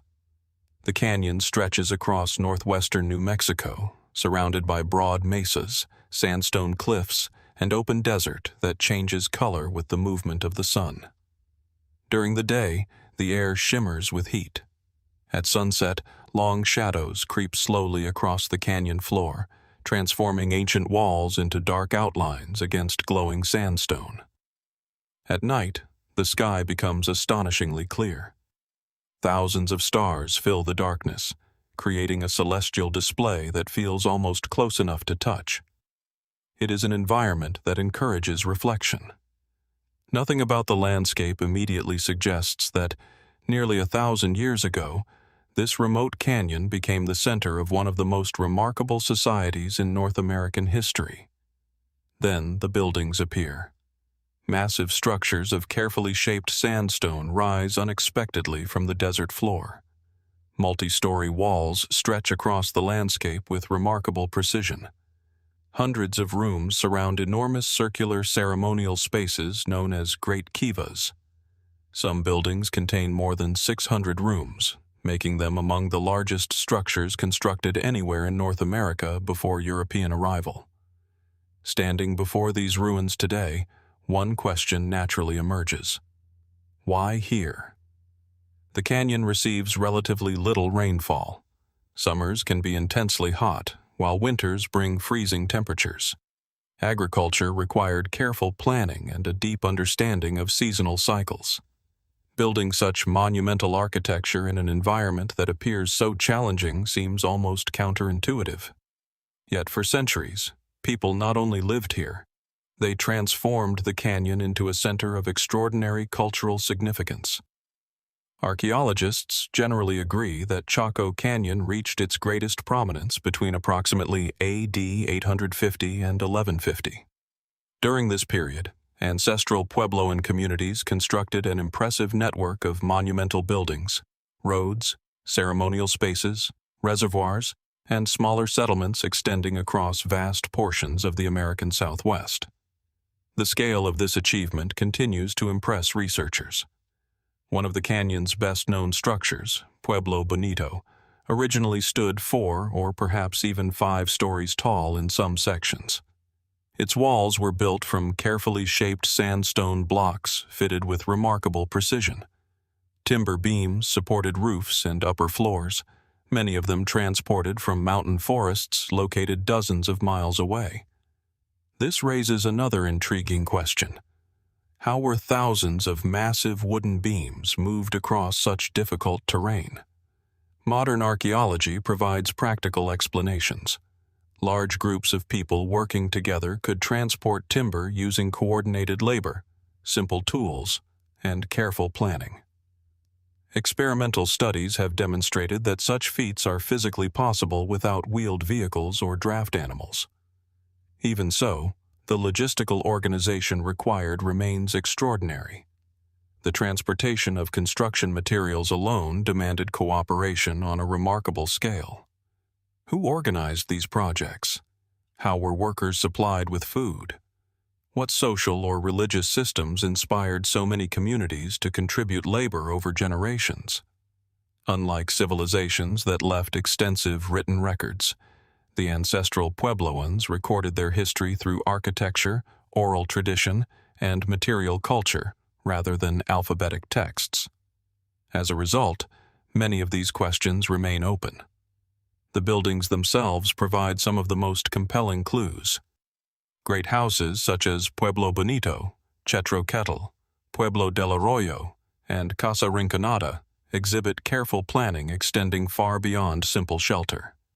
Walls align with impressive accuracy. Room layouts follow recognizable patterns. Construction occurred in multiple phases over centuries, reflecting changing priorities while preserving remarkable architectural consistency.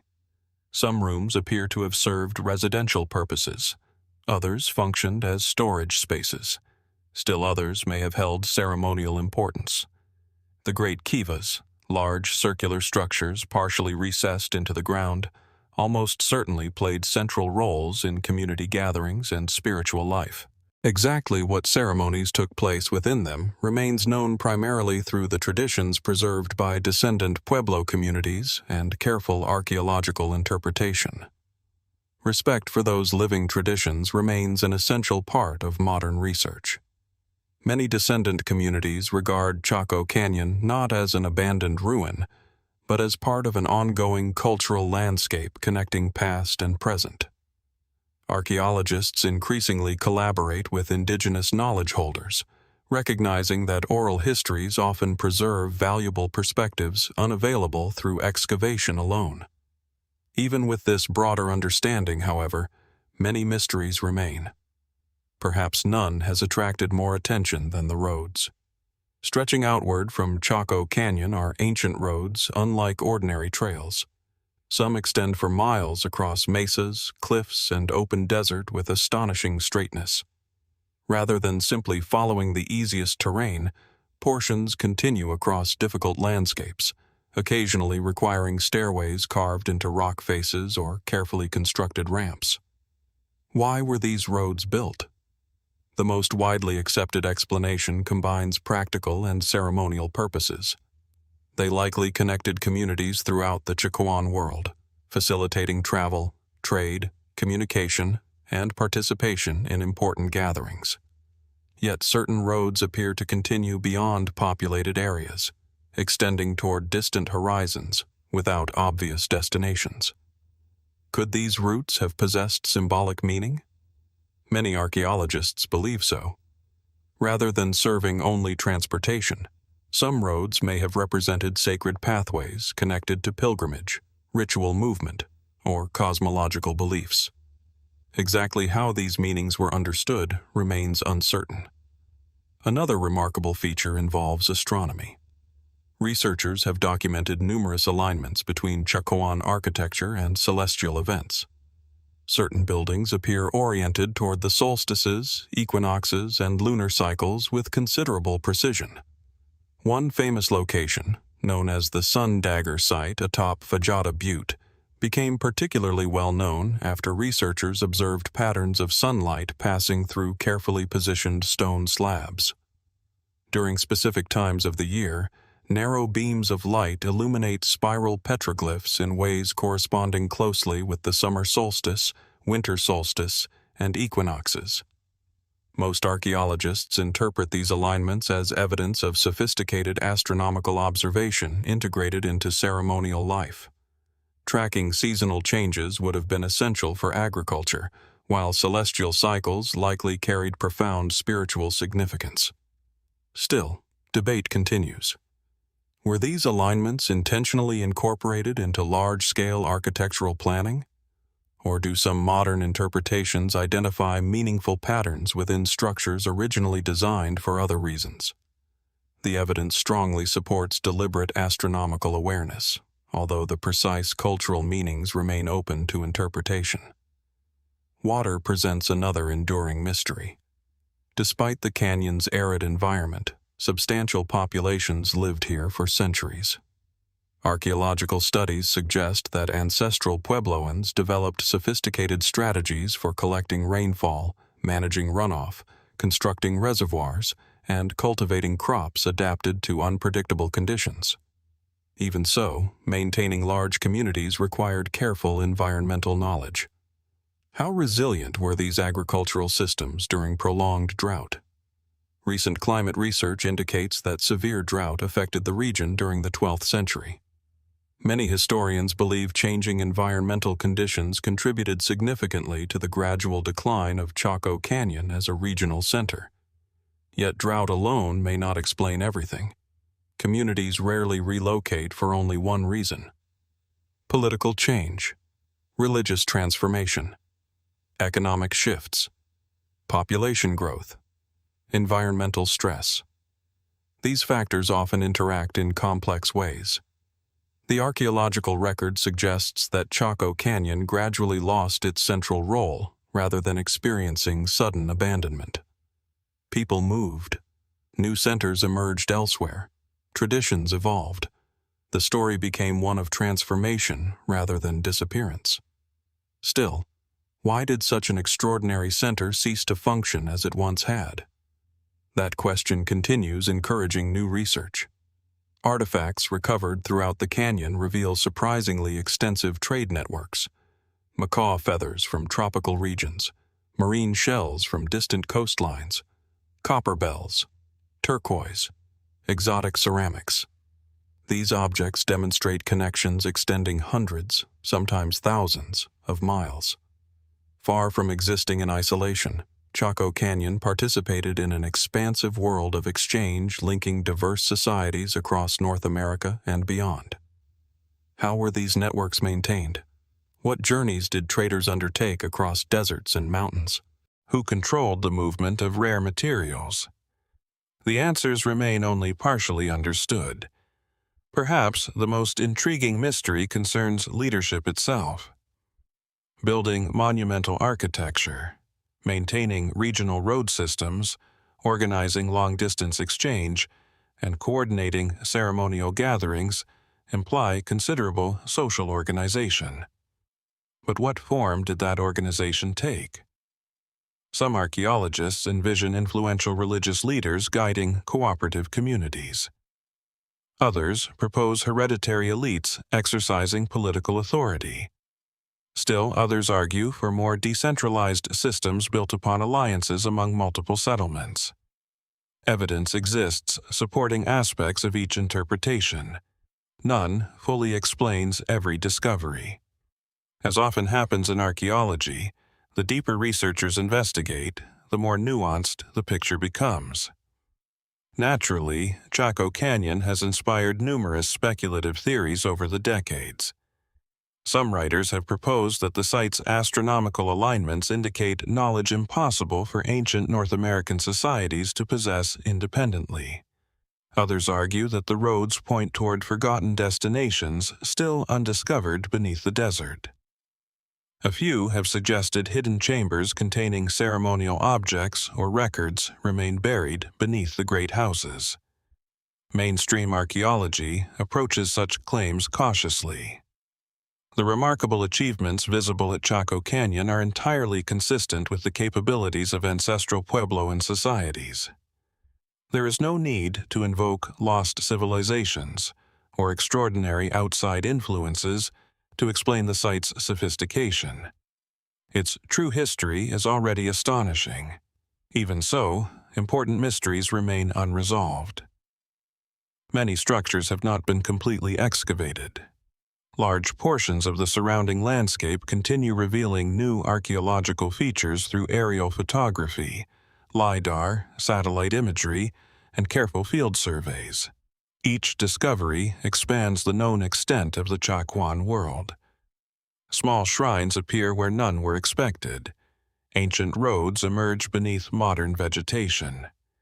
Previously unknown communities reveal themselves through subtle changes in the desert surface. The canyon continues surprising researchers. Another area of ongoing investigation concerns sound itself. Some archaeologists have noted unusual acoustic properties within certain ceremonial spaces. Voices carry differently inside great kivas, while echoes interact unexpectedly with surrounding architecture. Were these effects intentionally incorporated into construction? Or are they natural consequences of circular spaces built with stone? The question remains open. If ceremonies included music, chanting, or spoken ritual, acoustics may well have influenced architectural choices. Yet, proving intentional design remains difficult. The landscape surrounding Chaco Canyon also contributes to its enduring atmosphere. Towering cliffs bear hundreds of petroglyphs carved into sandstone over many centuries. Spirals, animals, human figures, geometric designs, and abstract symbols cover rock surfaces throughout the canyon. Some images undoubtedly held ceremonial significance. Others may have recorded journeys, seasonal events, family histories, or spiritual experiences. Many meanings have been lost. Some may survive within descendant oral traditions that are not intended for public interpretation. The rock art reminds us that not every mystery exists to be solved. Certain knowledge belongs to the communities that inherited it. Perhaps that perspective offers the most respectful way to approach Chaco Canyon. It is not merely a puzzle waiting for modern investigators to decode. It is a living, cultural landscape whose deepest meanings extend beyond archaeology alone. Standing among the towering walls as evening settles across the canyon, it becomes easy to understand why this place continues captivating everyone who visits. The desert grows quiet. Stars gradually emerge above the cliffs. Ancient masonry catches the last light of the setting sun, exactly as it did centuries ago. The builders are gone. Their language has changed through generations. Their descendants continue honoring traditions rooted in this landscape. And the canyon itself remains. Every excavation uncovers another fragment while revealing how much still lies beyond certainty. Some mysteries concern architecture. Others involve astronomy, trade, leadership, belief, or environmental change. Together, they form one of North America's most extraordinary archaeological landscapes. If Chaco Canyon reminds us that landscapes can preserve both memory and mystery across countless generations, our journey now crosses an ocean to another place where the earth itself was carefully shaped to honor the past. Here, there are no towering cities or sprawling ceremonial complexes. Instead, beneath a long grassy mound that blends almost seamlessly into the countryside, lies a chamber that has remained a place of curiosity for more than 5,000 years. Its builders left no written language, no recorded names, and no explanation for why they created it. They left only stone, silence, and questions that continue to challenge archaeologists today. On the rolling chalk hills of Wiltshire in southern England, West Kennet Long Barrow stretches quietly across the landscape. From a distance, it resembles a natural rise in the ground, covered in grass and surrounded by open fields where the wind rarely seems to stop moving. Sheep graze nearby, skylarks drift overhead, and the monument appears almost modest compared to the famous stone circles located only a short distance away. Yet, appearances can be deceptive. Beneath this elongated mound lies one of the oldest surviving monumental tombs in Britain, a structure whose origins reach back to around 3650 BC. Long before Stonehenge, before metal tools, before written history arrived in these islands, communities gathered here to construct an extraordinary burial monument, using nothing more than stone, timber, earth, and immense collective effort. Approaching the entrance today, visitors encounter a narrow stone passage leading into a series of chambers built from enormous slabs of local sarsen stone. The air inside is noticeably cooler. Sound changes almost immediately. Every footstep produces a soft echo against the ancient walls, while daylight fades behind the visitor until only dim, natural light reaches the deepest chambers. The experience feels strangely timeless. The stones bear the marks of thousands of years, Yet they continue supporting the weight of the earth exactly as their builders intended. Who were those builders? That simple question has occupied researchers for generations. The people responsible belong to Britain's early Neolithic farming communities, groups who gradually introduced agriculture while transforming the landscape through clearing forests, cultivating crops, and establishing permanent settlements.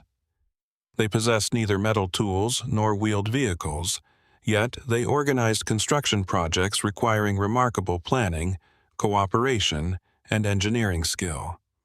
Modern archaeology offers convincing explanations for how the monument was built. Large sarsen stones were probably transported using wooden sledges, rollers, ropes made from plant fibers, and coordinated teams of workers. Earth ramps allowed the builders to position the massive slabs before covering the completed chambers beneath thousands of tons of chalk and soil. Experimental archaeology has demonstrated that these methods are physically achievable. Even so, the accomplishment remains impressive. Some stones weigh several tons. Every chamber required careful positioning. The completed mound extends for nearly 100 meters. This was not the work of a small family group over a few weeks. It represented a significant communal undertaking, one that likely carried profound importance for everyone involved. The purpose of the monument appears straightforward at first. West Kennet Long Barrow served as a communal tomb. Excavations have revealed the remains of dozens of individuals deposited within its chambers over many generations. Men, women, children, and infants were all represented, suggesting that burial here depended less upon individual status than membership within a particular community or ancestral group. Yet, even this apparently simple explanation quickly becomes more complicated. The dead were not buried all at once. Archaeological evidence indicates that the chambers remained accessible for centuries. Human remains were placed, rearranged, removed, and occasionally accompanied by offerings such as pottery, animal bones, stone tools, and personal objects. The tomb functioned not as a single burial event, but as a place repeatedly visited by the living. Why? Most archaeologists believe the monument served as an ancestral center where communities maintained enduring relationships with previous generations. The dead remained present rather than forgotten. Returning to the chambers may have reinforced family identity, territorial rights, seasonal ceremonies, or shared beliefs connecting the living with those who had gone before. Without written records, however, certainty remains impossible. Exactly what rituals unfolded within these chambers has disappeared into history. Another intriguing aspect involves the treatment of the human remains themselves. Detailed study reveals that bodies often underwent complex funerary processes before final placement within the chambers. In some cases, skeletons appear incomplete. Certain bones were relocated. Others display evidence suggesting exposure before burial. These patterns have generated extensive discussion among archaeologists. Did communities deliberately separate bodies during ritual ceremonies? Were selected bones regarded as especially significant? Could remains have circulated among different settlements before finally reaching the tomb? Comparable practices appear at other Neolithic sites across Britain and Europe, indicating that concepts of death differed considerably from modern expectations. To these early farming communities, burial may have represented only one stage within a much longer relationship between the living and the dead. The monument's location raises additional questions. West Kennet Long Barrow occupies a prominent position within a broader prehistoric ceremonial landscape that includes Avebury, Silbury Hill, the Sanctuary, and numerous ancient avenues, earthworks, and burial monuments. This concentration of prehistoric construction is extraordinary. Rather than existing as an isolated tomb, the Long Barrow formed part of a landscape repeatedly shaped over thousands of years. Did later builders intentionally place newer monuments in relation to older ones? Most archaeologists believe so. The area appears to have retained ceremonial importance across successive generations, with each new monument contributing another layer of meaning to an already sacred landscape. Yet, why this particular region acquired such enduring significance remains uncertain. Perhaps natural features influenced the earliest settlers. The rolling chalk downs, abundant springs, fertile valleys, and open visibility may all have contributed. Or perhaps something less tangible encouraged repeated return. Memory itself. Once ancestors were buried here, every subsequent generation inherited not only the landscape, but also its stories. Over time, place and identity became inseparable. The architecture of the tomb contains subtleties still being explored. 5 stone chambers branch from the central passage, each carefully constructed with remarkable stability. The entrance originally could be sealed, while the mound itself protected the chambers beneath a thick covering of earth. Interestingly, archaeological evidence indicates that after centuries of use, the entrance was deliberately blocked with massive stones and chalk. This decision appears intentional rather than accidental. Why permanently close a monument that had served communities for generations? Several explanations have been proposed. Perhaps changing religious beliefs rendered the tomb unnecessary. Perhaps population movements shifted ceremonial activity elsewhere. Or perhaps sealing the chambers represented the final stage of the monument's intended life, marking the completion of its sacred purpose. No surviving evidence provides a definitive answer. The timing of this closure roughly coincides with broader cultural changes occurring throughout Neolithic Britain. New monument types emerged. Different ceremonial practices developed. Societies evolved. West Kennet Long Barrow remained, but its role within the landscape changed. Centuries later, entirely different communities encountered the mound without fully understanding who had built it. As often happens, imagination filled the gaps left by history. Throughout the medieval period and beyond, local folklore surrounded ancient burial mounds with tales of hidden treasure, supernatural guardians, wandering spirits, and mysterious lights. West Kennet Long Barrow proved no exception. Stories accumulated gradually. Some claimed the chambers were inhabited by restless spirits protecting forgotten riches. Others believed unusual sounds occasionally emerged from within the mound during certain nights of the year. Still others regarded the site with quiet respect, avoiding unnecessary disturbance altogether. Such traditions appear throughout Britain wherever prehistoric monuments survive. They reveal less about the monument's original purpose than about the enduring human tendency to explain unfamiliar places through narrative. Scientific investigation has uncovered no evidence supporting supernatural claims. Yet, folklore itself becomes part of the site's history. Every generation interpreted the monument according to its own worldview. The mystery evolved even while the stones remained unchanged. Modern archaeology has dramatically expanded understanding of West Kennet Long Barrow without eliminating its deepest questions. Radiocarbon dating refined the chronology. Analysis of pollen preserved within surrounding soils reconstructed ancient vegetation. Microscopic examination of human remains revealed information about diet, health, disease, and ancestry. DNA research continues, providing remarkable insights into biological relationships among individuals buried within the chambers. These discoveries paint an increasingly detailed portrait of early farming communities. Some individuals appear closely related. Others may have joined the community through marriage or adoption. The tomb reflects both family continuity and broader social organization. Still, genetics cannot reveal belief. It cannot explain why certain people received burial within the monument while others did not.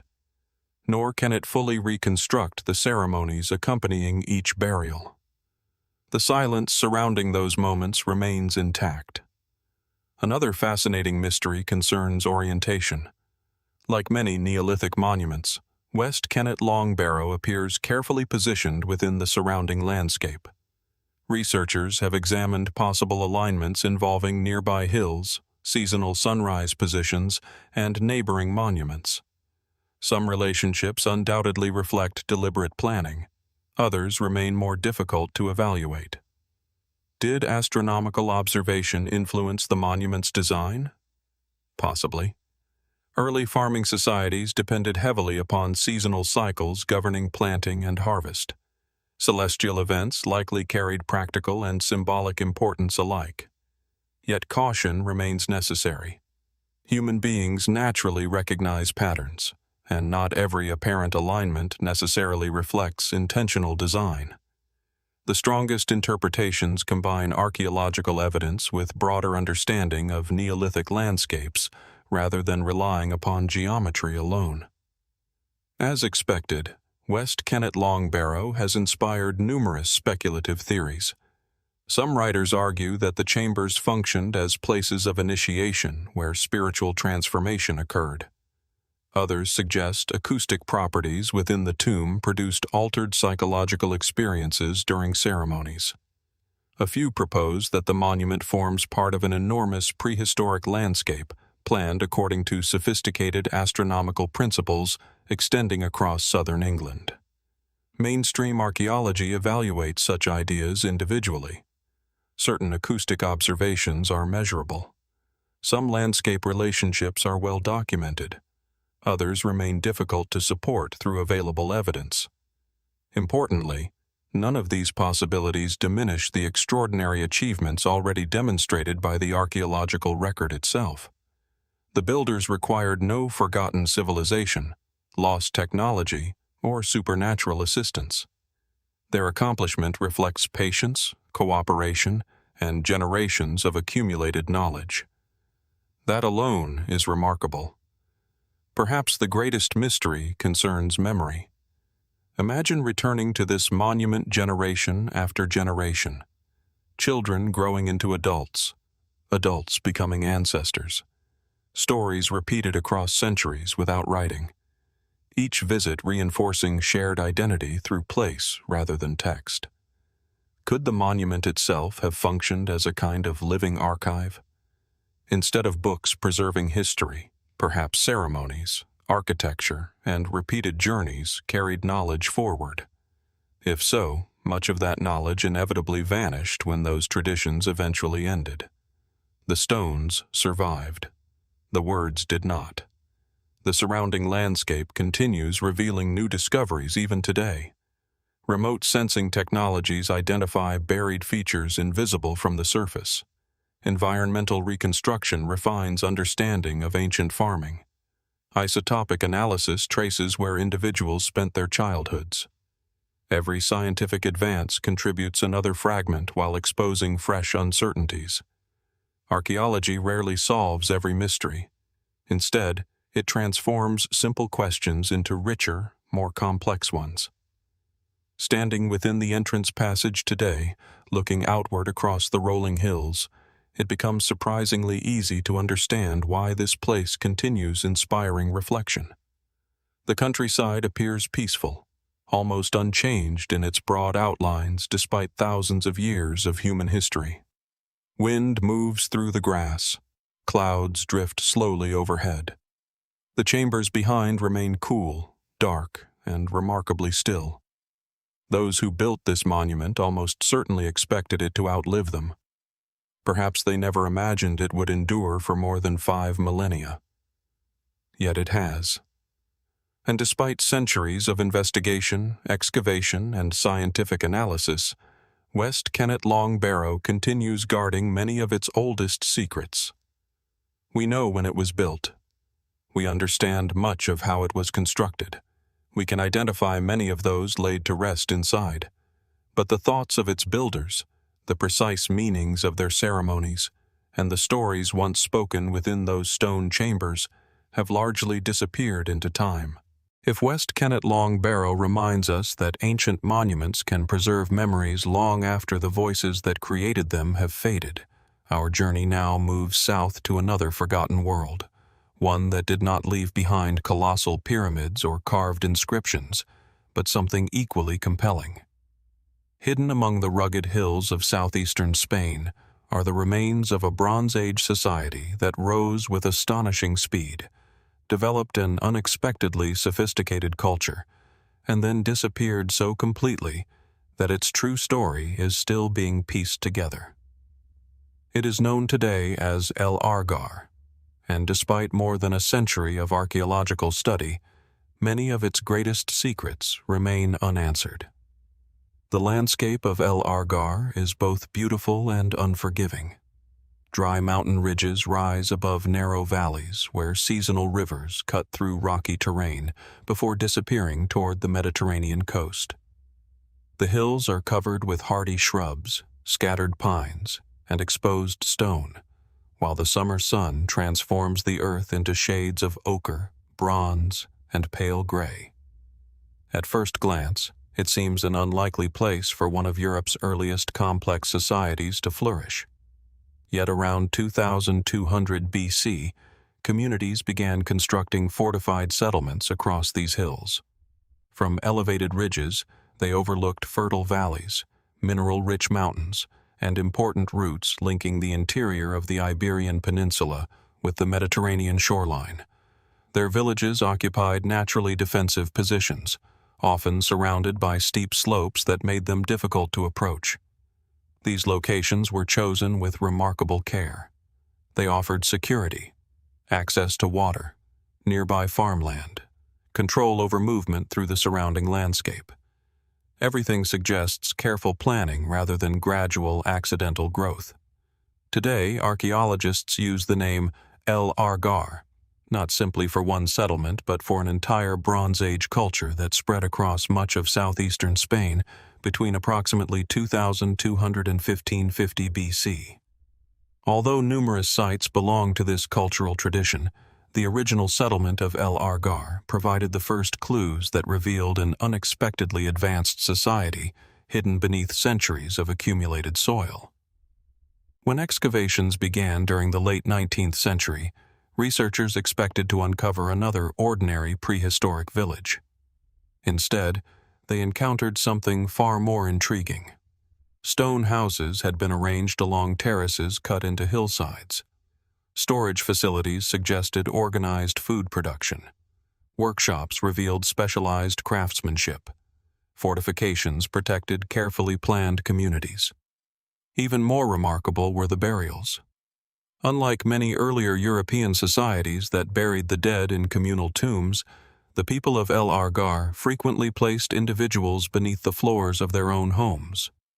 Adults, children, men, women. Families lived directly above their ancestors. The practice immediately raises fascinating questions. Why place the dead beneath everyday living spaces? Most archaeologists believe these burials reinforced family identity, inheritance, and social continuity. Ancestors remained physically present within the household, linking generations through shared space rather than distant cemeteries. Yet perhaps deeper meanings existed as well. Did the presence of ancestors offer protection? Did families consult them symbolically during important decisions? Were homes themselves regarded as sacred spaces connecting life and death?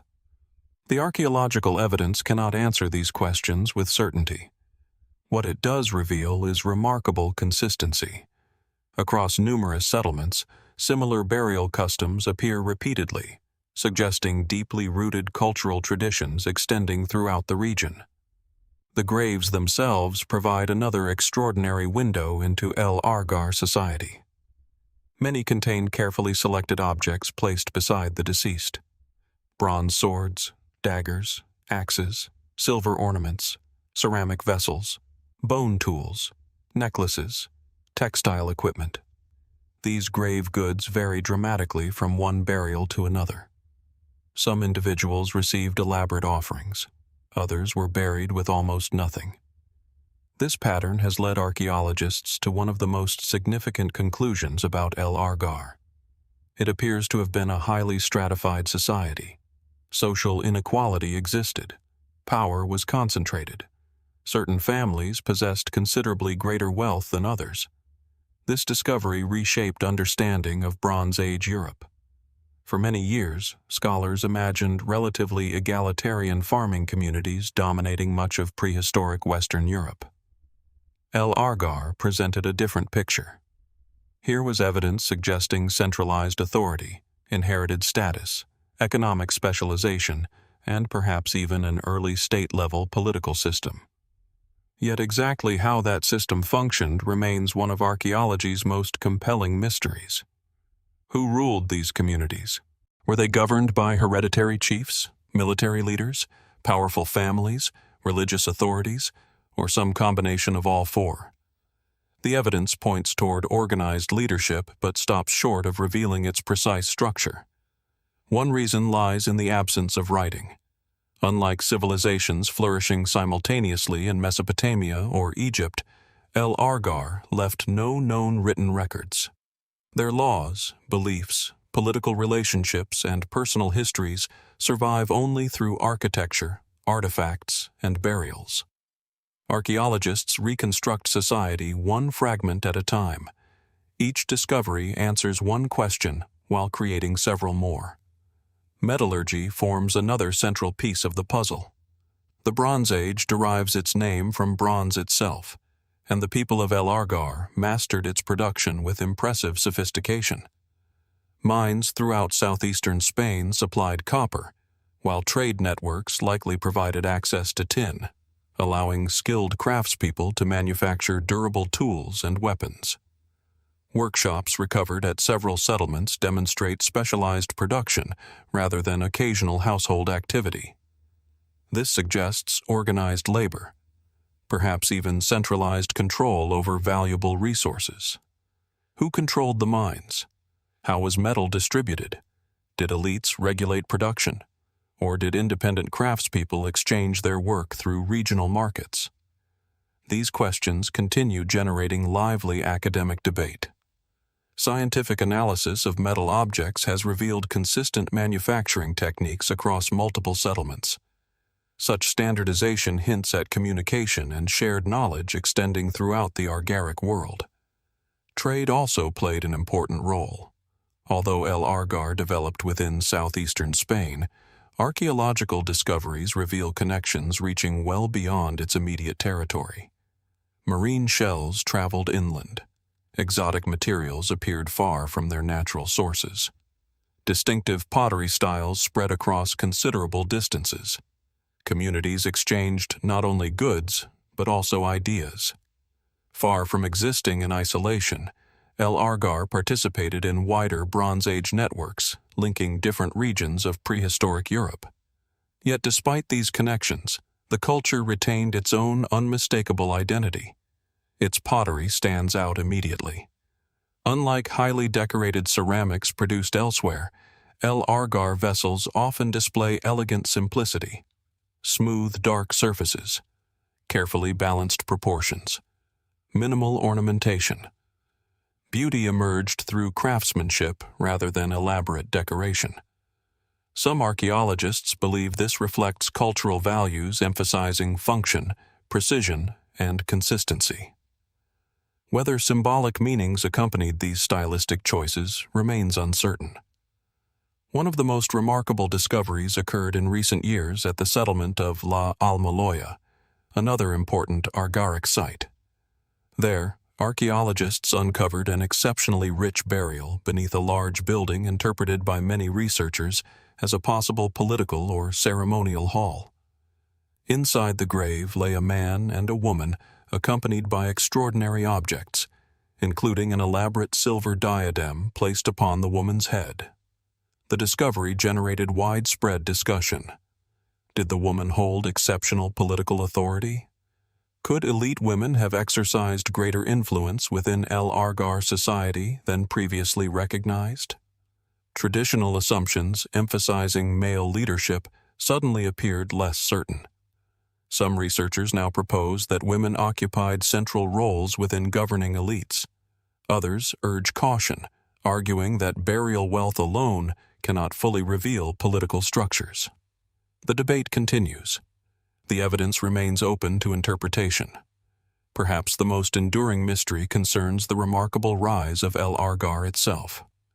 Within only a few centuries, scattered farming communities evolved into an organized regional culture displaying sophisticated metallurgy, social hierarchy, monumental architecture, and coordinated settlement planning.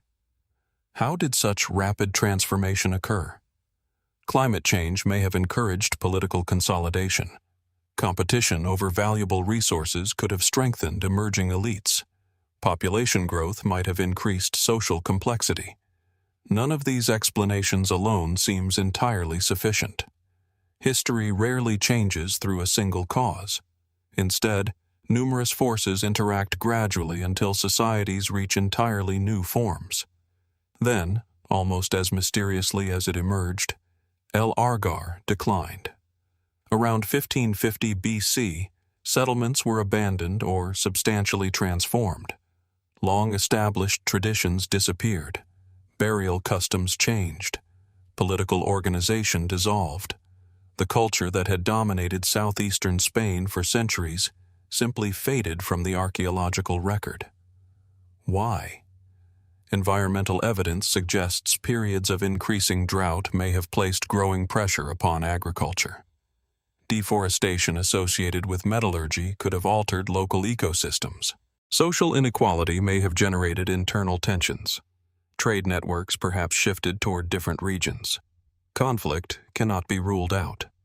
Most historians suspect multiple factors acted together, yet no single explanation commands universal agreement. Unlike dramatic civilizations destroyed by sudden catastrophe, El Argar appears to have experienced gradual transformation whose precise causes remain elusive. Naturally, such mysteries have inspired more speculative interpretations. Some writers suggest that El Argar possessed forgotten technologies lost after its collapse.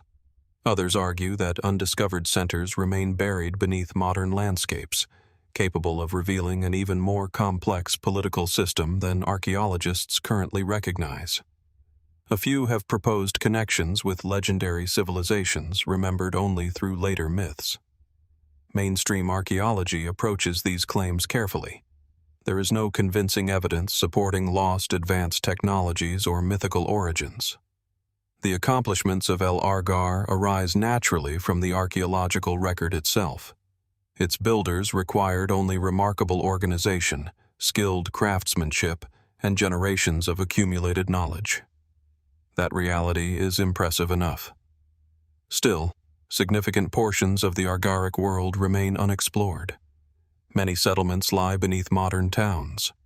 Others await systematic excavation. New technologies continue revealing buried structures invisible from the surface. Ground-penetrating radar, isotopic analysis, ancient DNA, microscopic residue studies. Each scientific advance adds remarkable detail while exposing new complexities. Genetic research has begun illuminating family relationships within households. Dietary analysis reconstructs patterns of nutrition and social inequality. Studies of children's remains reveal surprisingly structured differences in status from an early age. Every discovery deepens appreciation for the sophistication of this Bronze Age society. Yet perhaps the most compelling mystery concerns belief itself. The people of El Argar invested enormous effort in constructing settlements, organizing production, and burying their dead with careful ritual attention. But what did they believe about the world? Which gods, spirits, or ancestors guided daily life? What ceremonies marked the changing seasons? How did they explain illness, harvest, death, or the movements of the stars? Without written language, these deeply human questions remain largely beyond recovery. Artifacts suggest behavior. Architecture reflects organization. Burials preserve ritual. But thoughts leave few traces within the archaeological record. Standing among the weathered foundations today, it requires imagination to picture the vibrant communities that once filled these hills. Smoke rose from cooking fires. Bronze workers shaped glowing metal. Children ran between stone houses. Farmers climbed the surrounding slopes. Leaders made decisions affecting hundreds of lives. Now only silence remains. The wind moves across abandoned terraces exactly as it has for thousands of years. Stone walls collapse slowly into the earth. Burials continue protecting the memories of individuals whose names disappeared long ago. Perhaps that is what makes El Argar so captivating. It represents not merely a forgotten culture, but a reminder of how easily entire chapters of human history can vanish. For centuries, this sophisticated Bronze Age society lay hidden beneath the landscape, its achievements completely unknown to the modern world. Even today, despite remarkable archaeological progress, its political system, religious beliefs, social traditions, and ultimate disappearance remain only partially understood. Somewhere beneath the hills of southeastern Spain, untouched settlements may still rest beneath layers of soil, preserving answers that could transform everything we think we know about one of Europe's earliest and most enigmatic civilizations. Answers that have waited in silence for nearly 4,000 years. If El Argar reminds us that entire societies can flourish, transform, and disappear with surprisingly few written traces, our journey now carries us farther east across the Mediterranean to another settlement whose quiet ruins preserve a different kind of mystery. Here, history is not remembered through towering fortresses or royal inscriptions, but through narrow stone streets, abandoned homes, and a remarkable sense that everyday life was suddenly interrupted. Among the hills of eastern Crete lies Gournia, a Bronze Age town whose ordinary appearance conceals extraordinary questions that continue to challenge archaeologists more than a century after its discovery.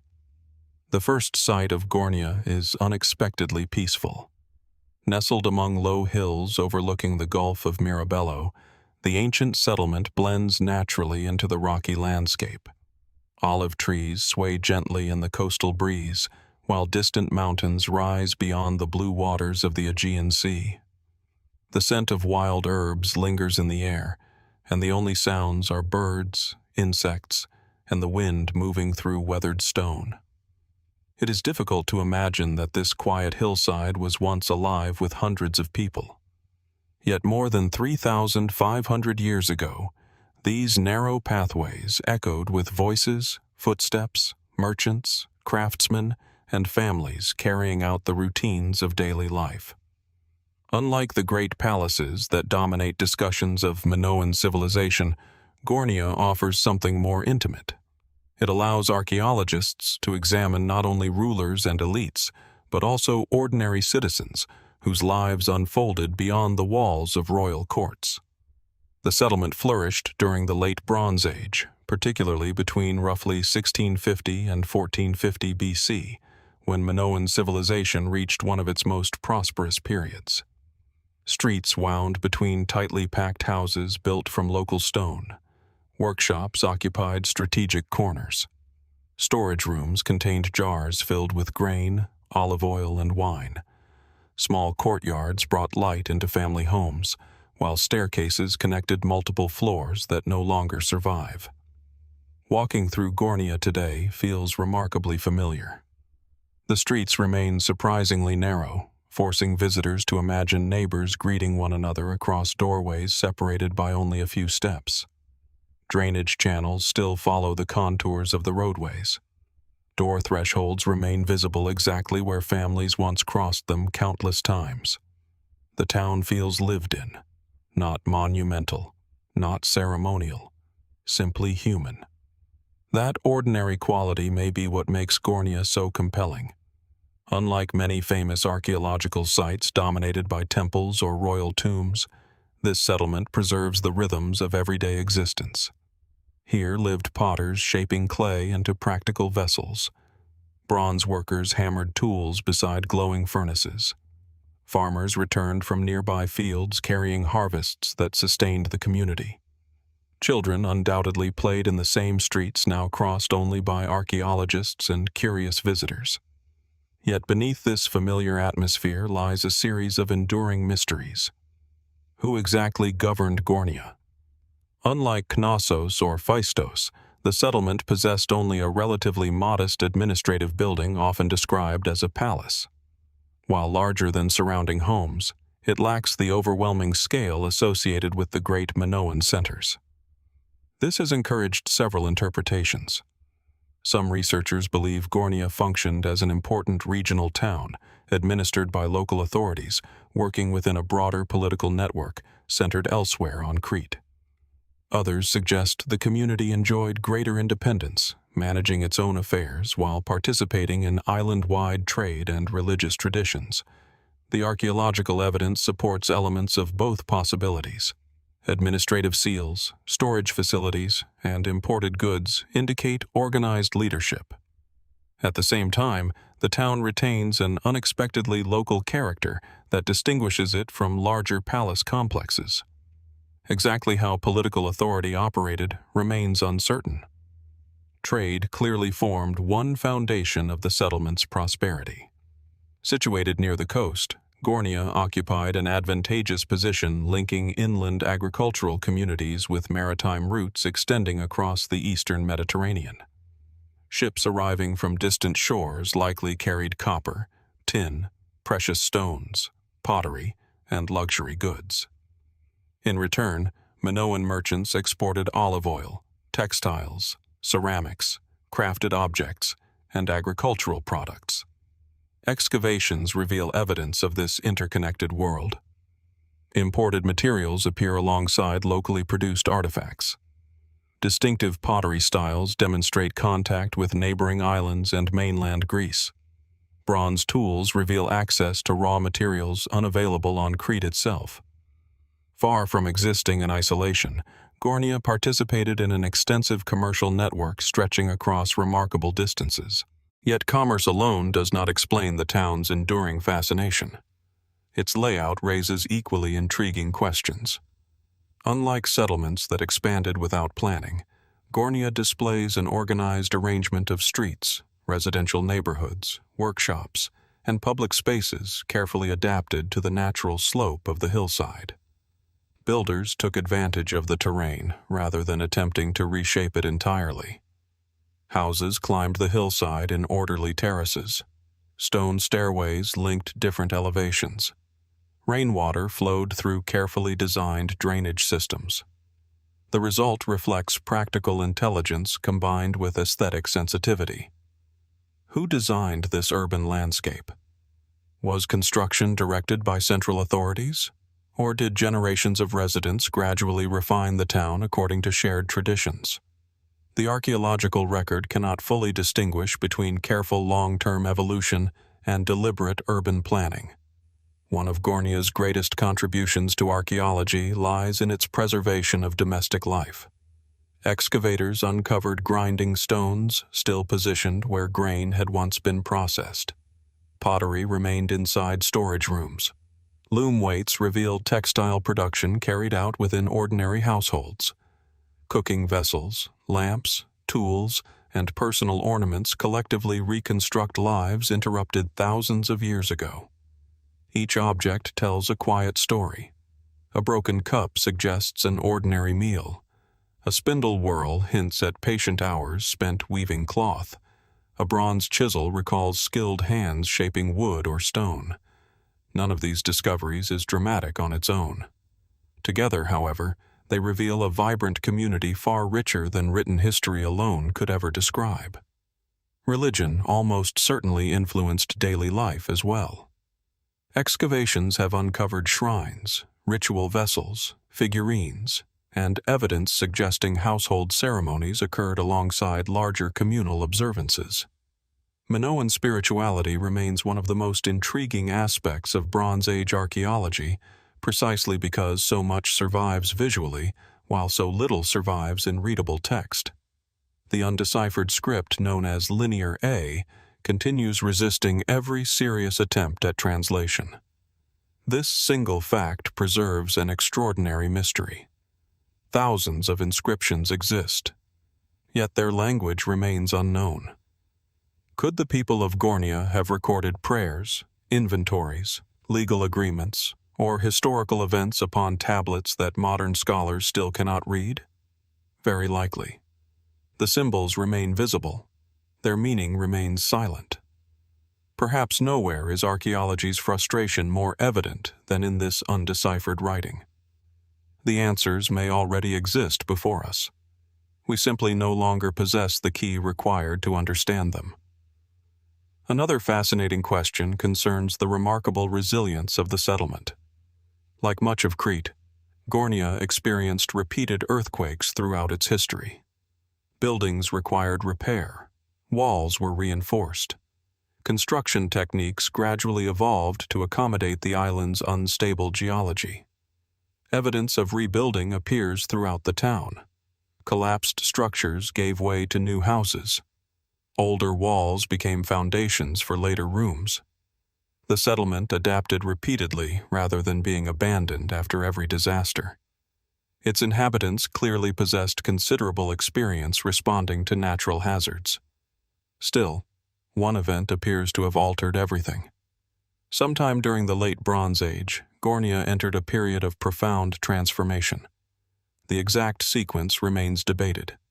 Some scholars connect changing political conditions on Crete with increasing influence from Mycenaean Greece.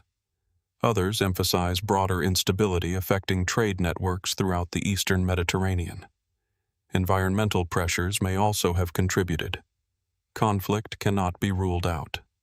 Archaeological evidence reveals destruction in certain areas, rebuilding in others, and gradual shifts in material culture.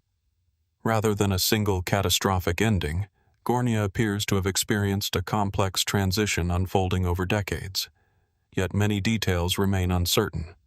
This uncertainty naturally invites broader speculation. Did earthquakes weaken the settlement before political changes accelerated its decline? Were local rulers replaced peacefully or through conflict? How did ordinary families experience these transformations? Did they recognize their world changing around them? Or did each generation simply adapt without realizing that an entire civilization was slowly evolving into something different? Such questions cannot be answered directly. Artifacts preserve actions. Rarely do they preserve emotions. One particularly intriguing feature involves the apparent absence of extensive defensive fortifications.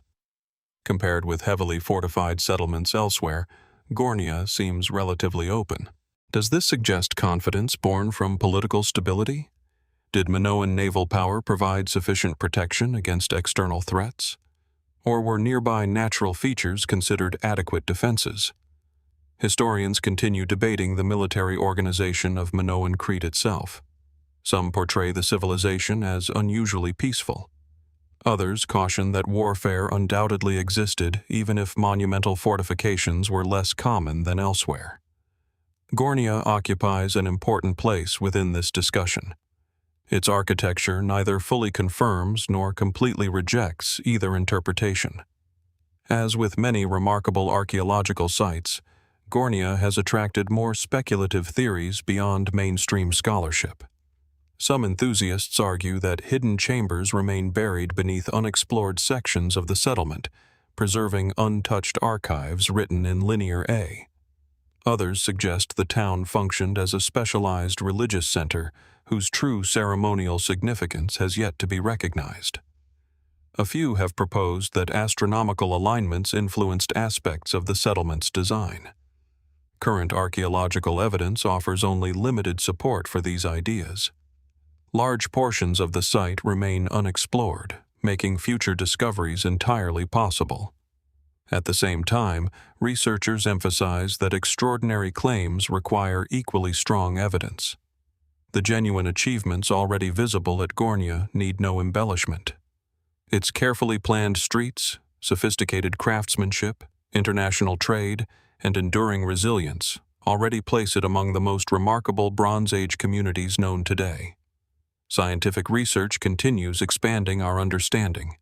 Residue analysis identifies foods once stored inside pottery. Microscopic studies reveal manufacturing techniques invisible to the naked eye. Ancient pollen reconstructs environmental conditions surrounding the town. DNA research gradually illuminates population relationships across Bronze Age Crete.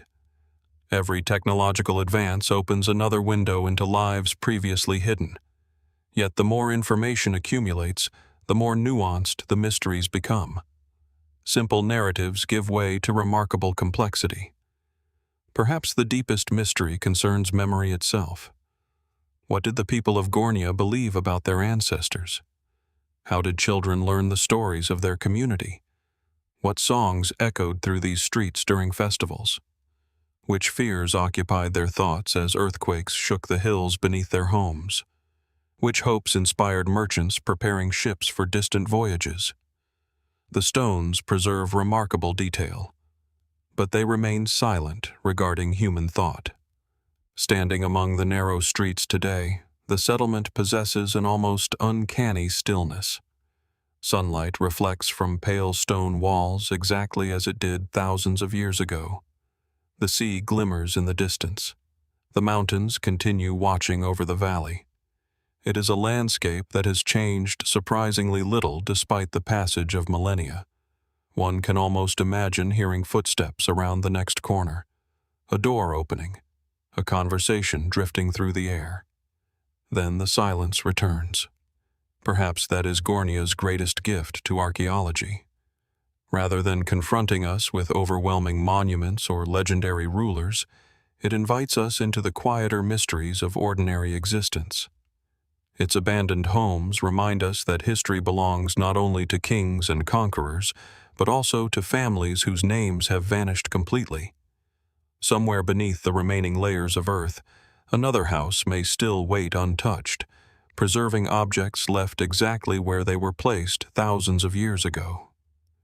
And perhaps within those forgotten rooms lies another small piece of a civilization whose daily life we can glimpse with remarkable clarity, yet whose deepest beliefs, most personal stories, and final unanswered questions continue to rest in silence, waiting patiently beneath the stones. If Gournia reminds us that even the quietest streets can preserve echoes of lives long vanished, our journey now leads into the heart of the Balkans, where another forgotten settlement waits behind towering stone walls.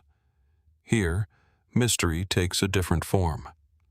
Rather than an ordinary town shaped gradually over centuries, this place emerged from the ambition of a single emperor, only to outlive him, transform repeatedly, and eventually fade into silence.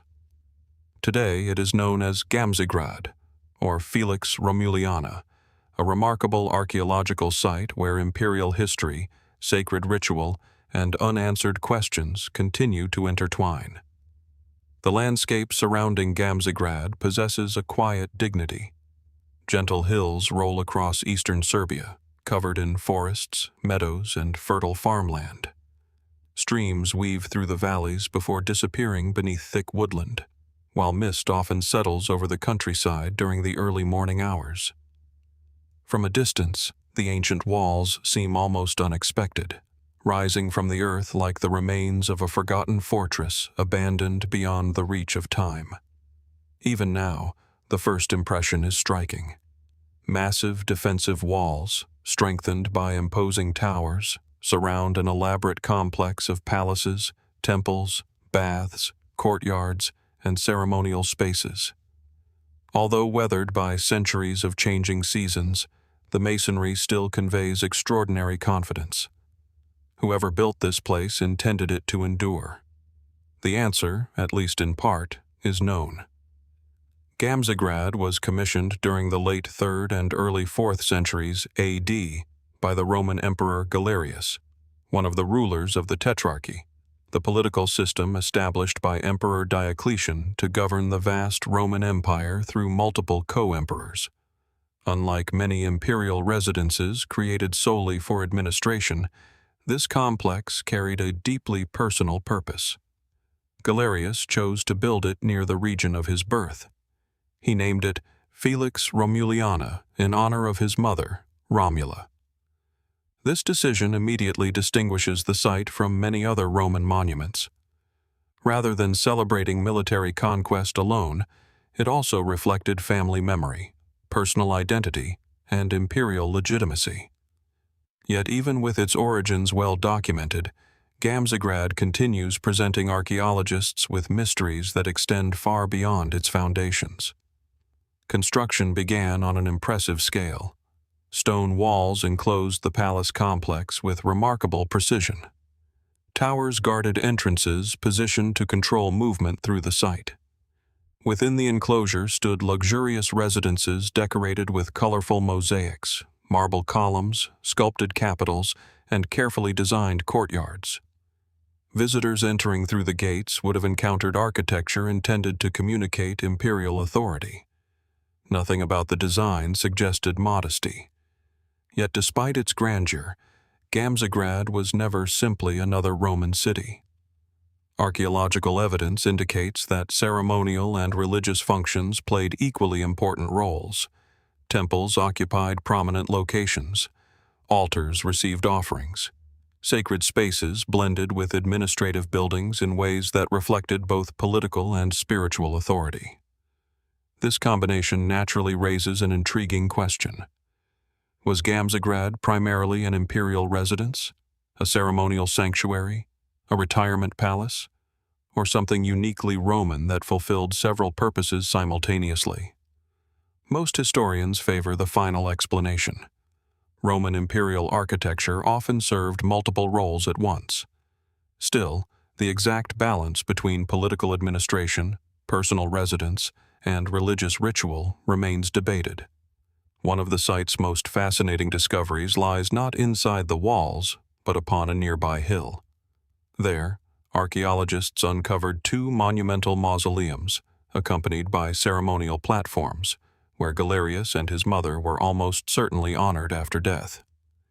Ancient literary sources describe the Roman practice of apotheosis, the symbolic elevation of certain emperors into divine status following their deaths.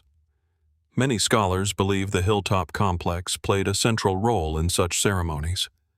From this elevated position, participants would have looked down upon the palace itself while conducting rituals linking earthly authority with divine memory. The symbolism appears unmistakable. Life below, eternity above. Yet important details remain uncertain. Exactly how these ceremonies unfolded has never been fully reconstructed. No complete written description survives. The architecture provides clues. The artifacts suggest ritual activity. But the words once spoken, the prayers recited, and the beliefs guiding these ceremonies have largely disappeared. Perhaps nowhere is the mystery of Gamzigrad more visible than in its remarkable mosaics. Floors throughout the palace display intricate geometric designs, mythological scenes, floral motifs, and symbolic imagery assembled from thousands of carefully placed colored stones.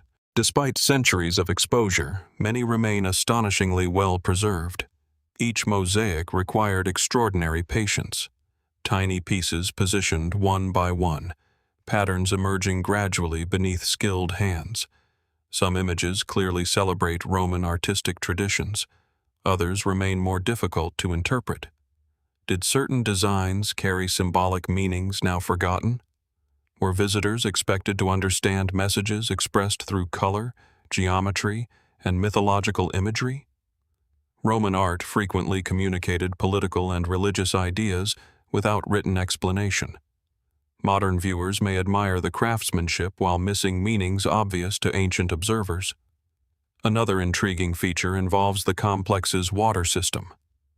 Like many Roman palaces, Gamzigrad possessed sophisticated baths supplied through carefully engineered channels. Heated rooms, pools, and drainage systems demonstrate remarkable technical knowledge.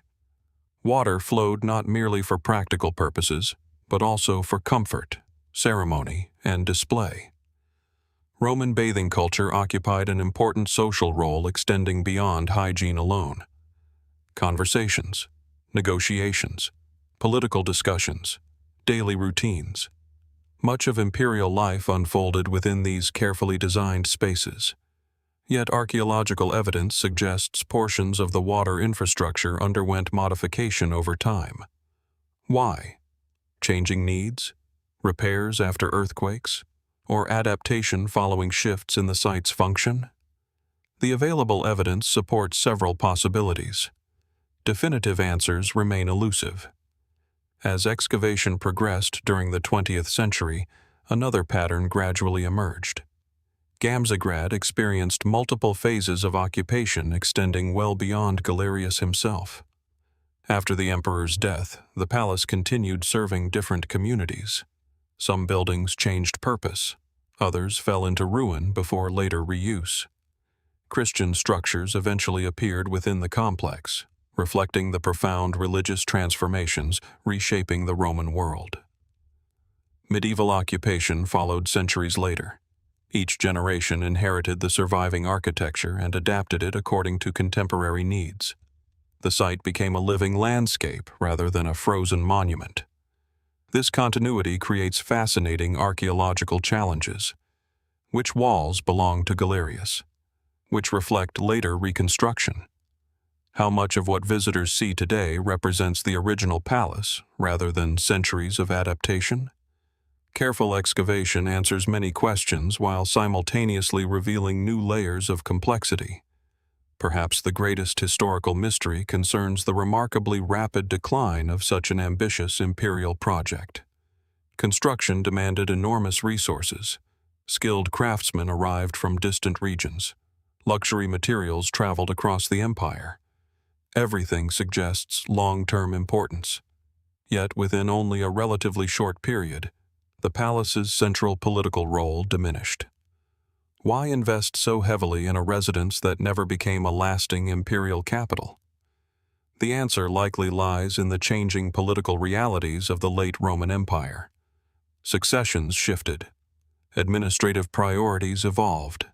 New centers of power emerged.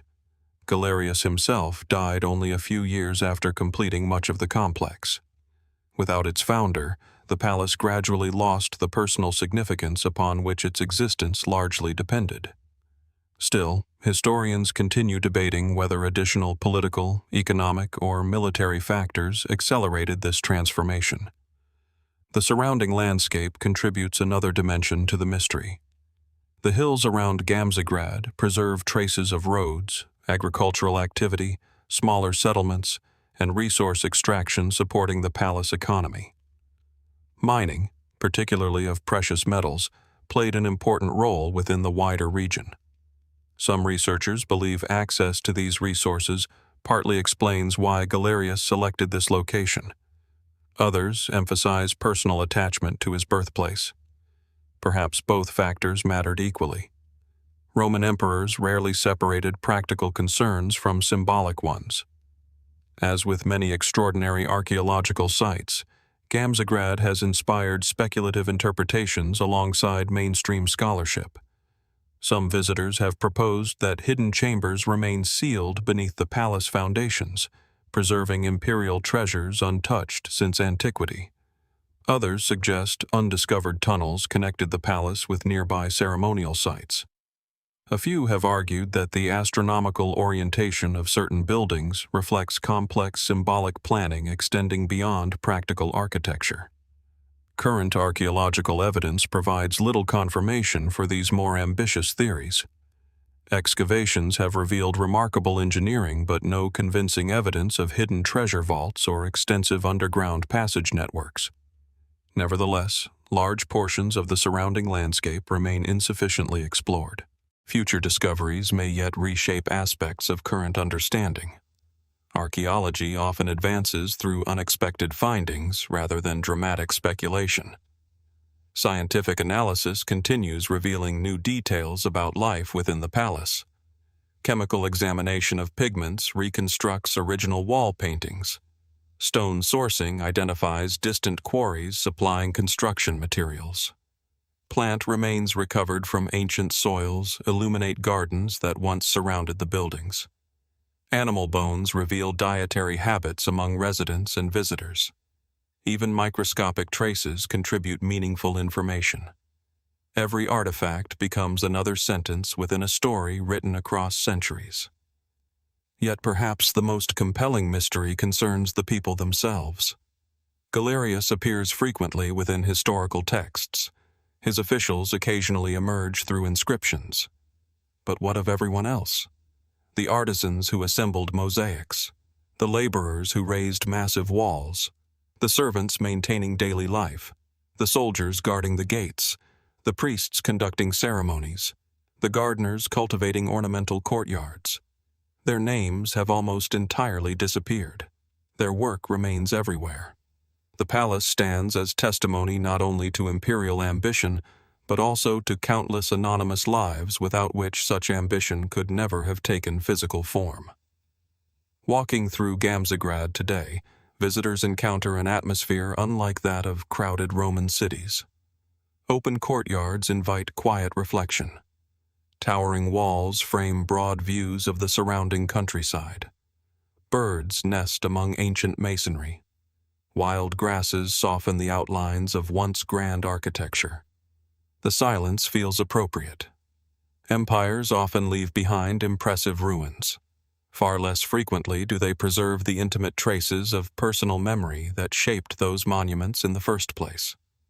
Perhaps that is why Gamzigrad continues inspiring both historians and archaeologists.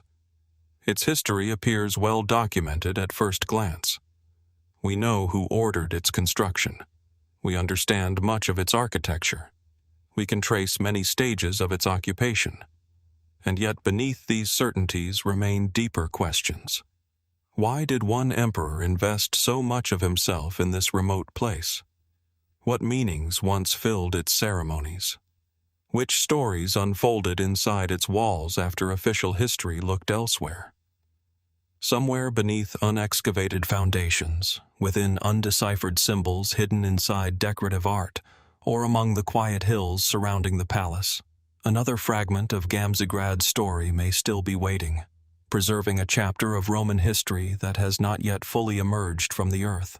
If Gamzigrad reminds us that imperial ambition can leave enduring monuments long after the rulers themselves have vanished, our journey now turns toward a landscape shaped by an even older partnership between humanity and the earth itself.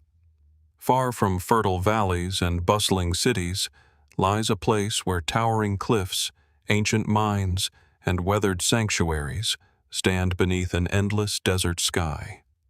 Here, in the Timna Valley, the silence feels almost ceremonial, as though the surrounding stone has been observing history for thousands of years. At sunrise, the valley glows in shades of crimson, copper, and gold. Jagged sandstone cliffs rise from the desert floor, sculpted by countless centuries of wind and shifting temperatures. Massive rock pillars cast long shadows across open plains scattered with dark stones and traces of forgotten industry. The landscape appears almost otherworldly, yet everything here is entirely natural. It is a place where geology and history seem impossible to separate. Hidden among these dramatic formations are the remains of ancient temples and mining settlements that have fascinated archaeologists for generations. Long before written history became widespread across much of the region, people came to this remote valley seeking one of the ancient world's most valuable resources: copper. Its importance cannot be overstated. Copper transformed societies. It allowed stronger tools, improved weapons, decorative objects, and eventually the development of bronze when combined with tin. Civilizations separated by hundreds of miles depended upon reliable supplies of this remarkable metal, and the Timna Valley contained rich deposits that attracted miners for thousands of years. The evidence stretches across an astonishing span of time. Mining activity began long before the great empires of the ancient Near East reached their height. Different communities returned repeatedly to extract ore from the surrounding cliffs, leaving behind tunnels, stone hammers, smelting sites, furnaces, and vast piles of dark slag that still mark the landscape today. Yet mining alone does not explain why the valley continues inspiring curiosity. Among the industrial remains stand sacred places whose purpose reached beyond practical labor. The best known of these sanctuaries occupies the base of an immense sandstone cliff often called the Pillars of Solomon, although the name itself comes from much later tradition rather than archaeological evidence. Carved directly into the natural rock, The temple was originally established during the Late Bronze Age and dedicated to the Egyptian goddess Hathor. Hathor held many roles within ancient Egyptian belief. She was associated with motherhood, music, joy, protection, and distant frontiers. She also became closely connected with mining expeditions that ventured into harsh desert environments far from the Nile Valley. In many ways, the choice seems entirely logical. Workers facing difficult conditions would naturally seek divine protection before descending into dangerous mines. Excavations have uncovered altars, offering tables, ceremonial objects, inscriptions, and fragments of religious equipment that reveal repeated ritual activity. These discoveries suggest the sanctuary was far more than a symbolic landmark. It functioned as an active center where spiritual life accompanied industrial work. The relationship between labor and worship raises fascinating questions. Did miners begin each expedition with formal ceremonies? Were offerings made after successful discoveries of ore?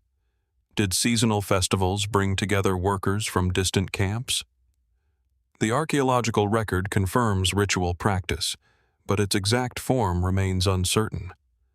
One particularly intriguing feature of the temple is its history of transformation. Following the decline of Egyptian influence in the region, the sanctuary did not simply disappear. Instead, later groups adapted it. Evidence indicates that Midianite communities reused the sacred space, introducing their own pottery, textiles, and religious traditions while preserving aspects of the existing structure.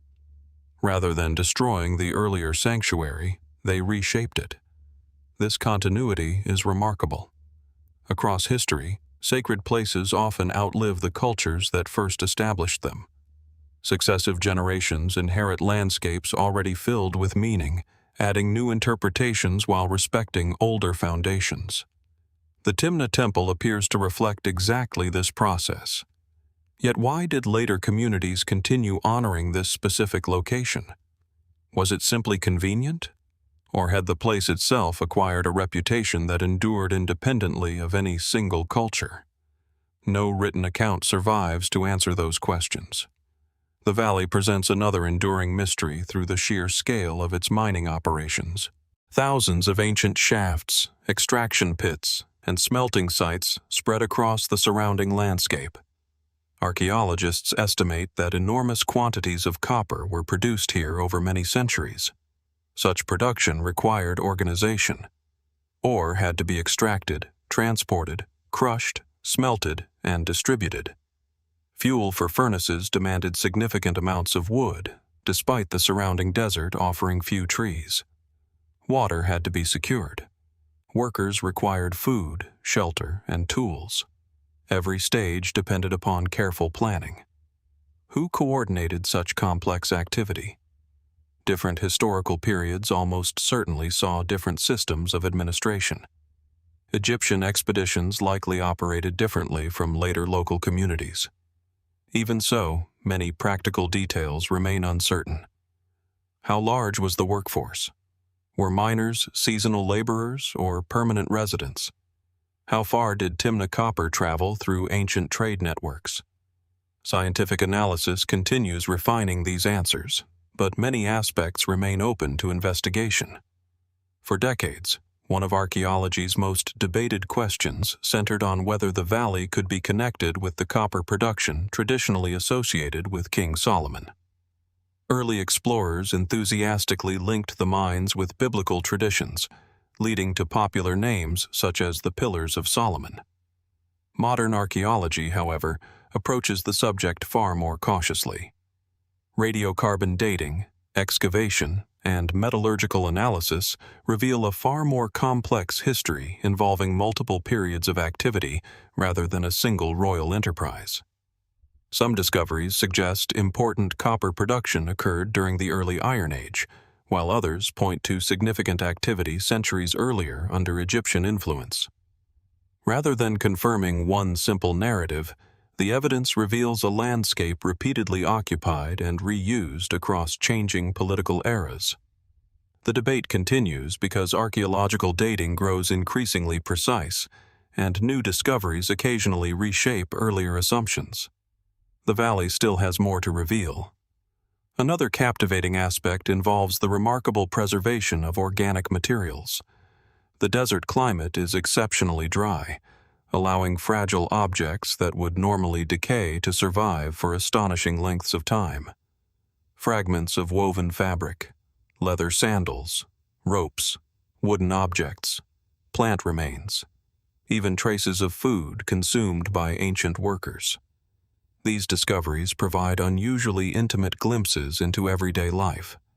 Instead of imagining anonymous miners, researchers can reconstruct diets, clothing, working conditions, and technological skills with remarkable accuracy. Yet even this abundance of evidence leaves deeper mysteries untouched. What stories did workers tell around evening fires? What fears accompanied each descent into the mines? How did they understand the desert surrounding them? Artifacts reveal behavior. They rarely preserve belief. Naturally, the dramatic landscape has inspired more speculative interpretations as well.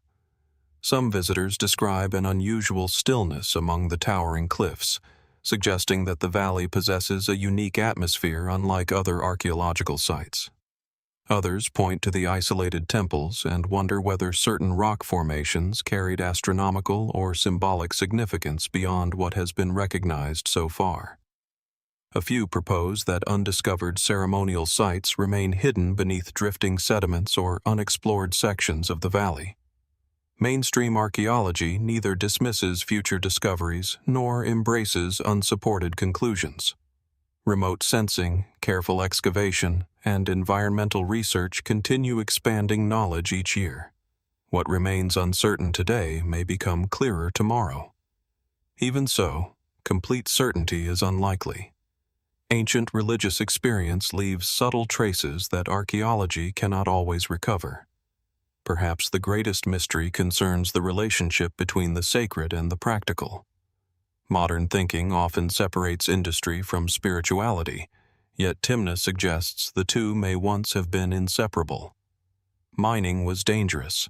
Success depended upon unpredictable natural conditions. Communities may have regarded every shipment of copper not merely as economic achievement, but as evidence of harmony between human effort and divine favor.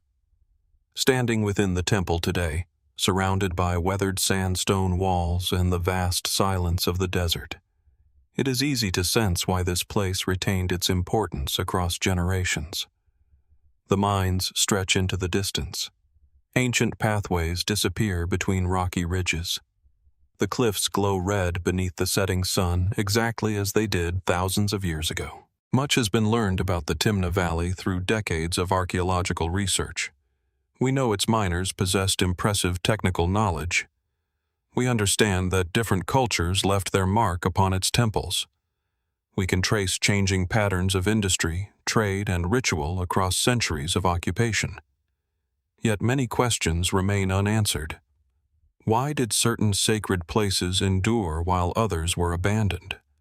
What ceremonies once echoed against these cliffs before each journey underground? And beneath the desert sands, beyond the excavated sanctuaries and silent mine shafts, how many forgotten chapters of this remarkable landscape are still waiting to emerge into the light?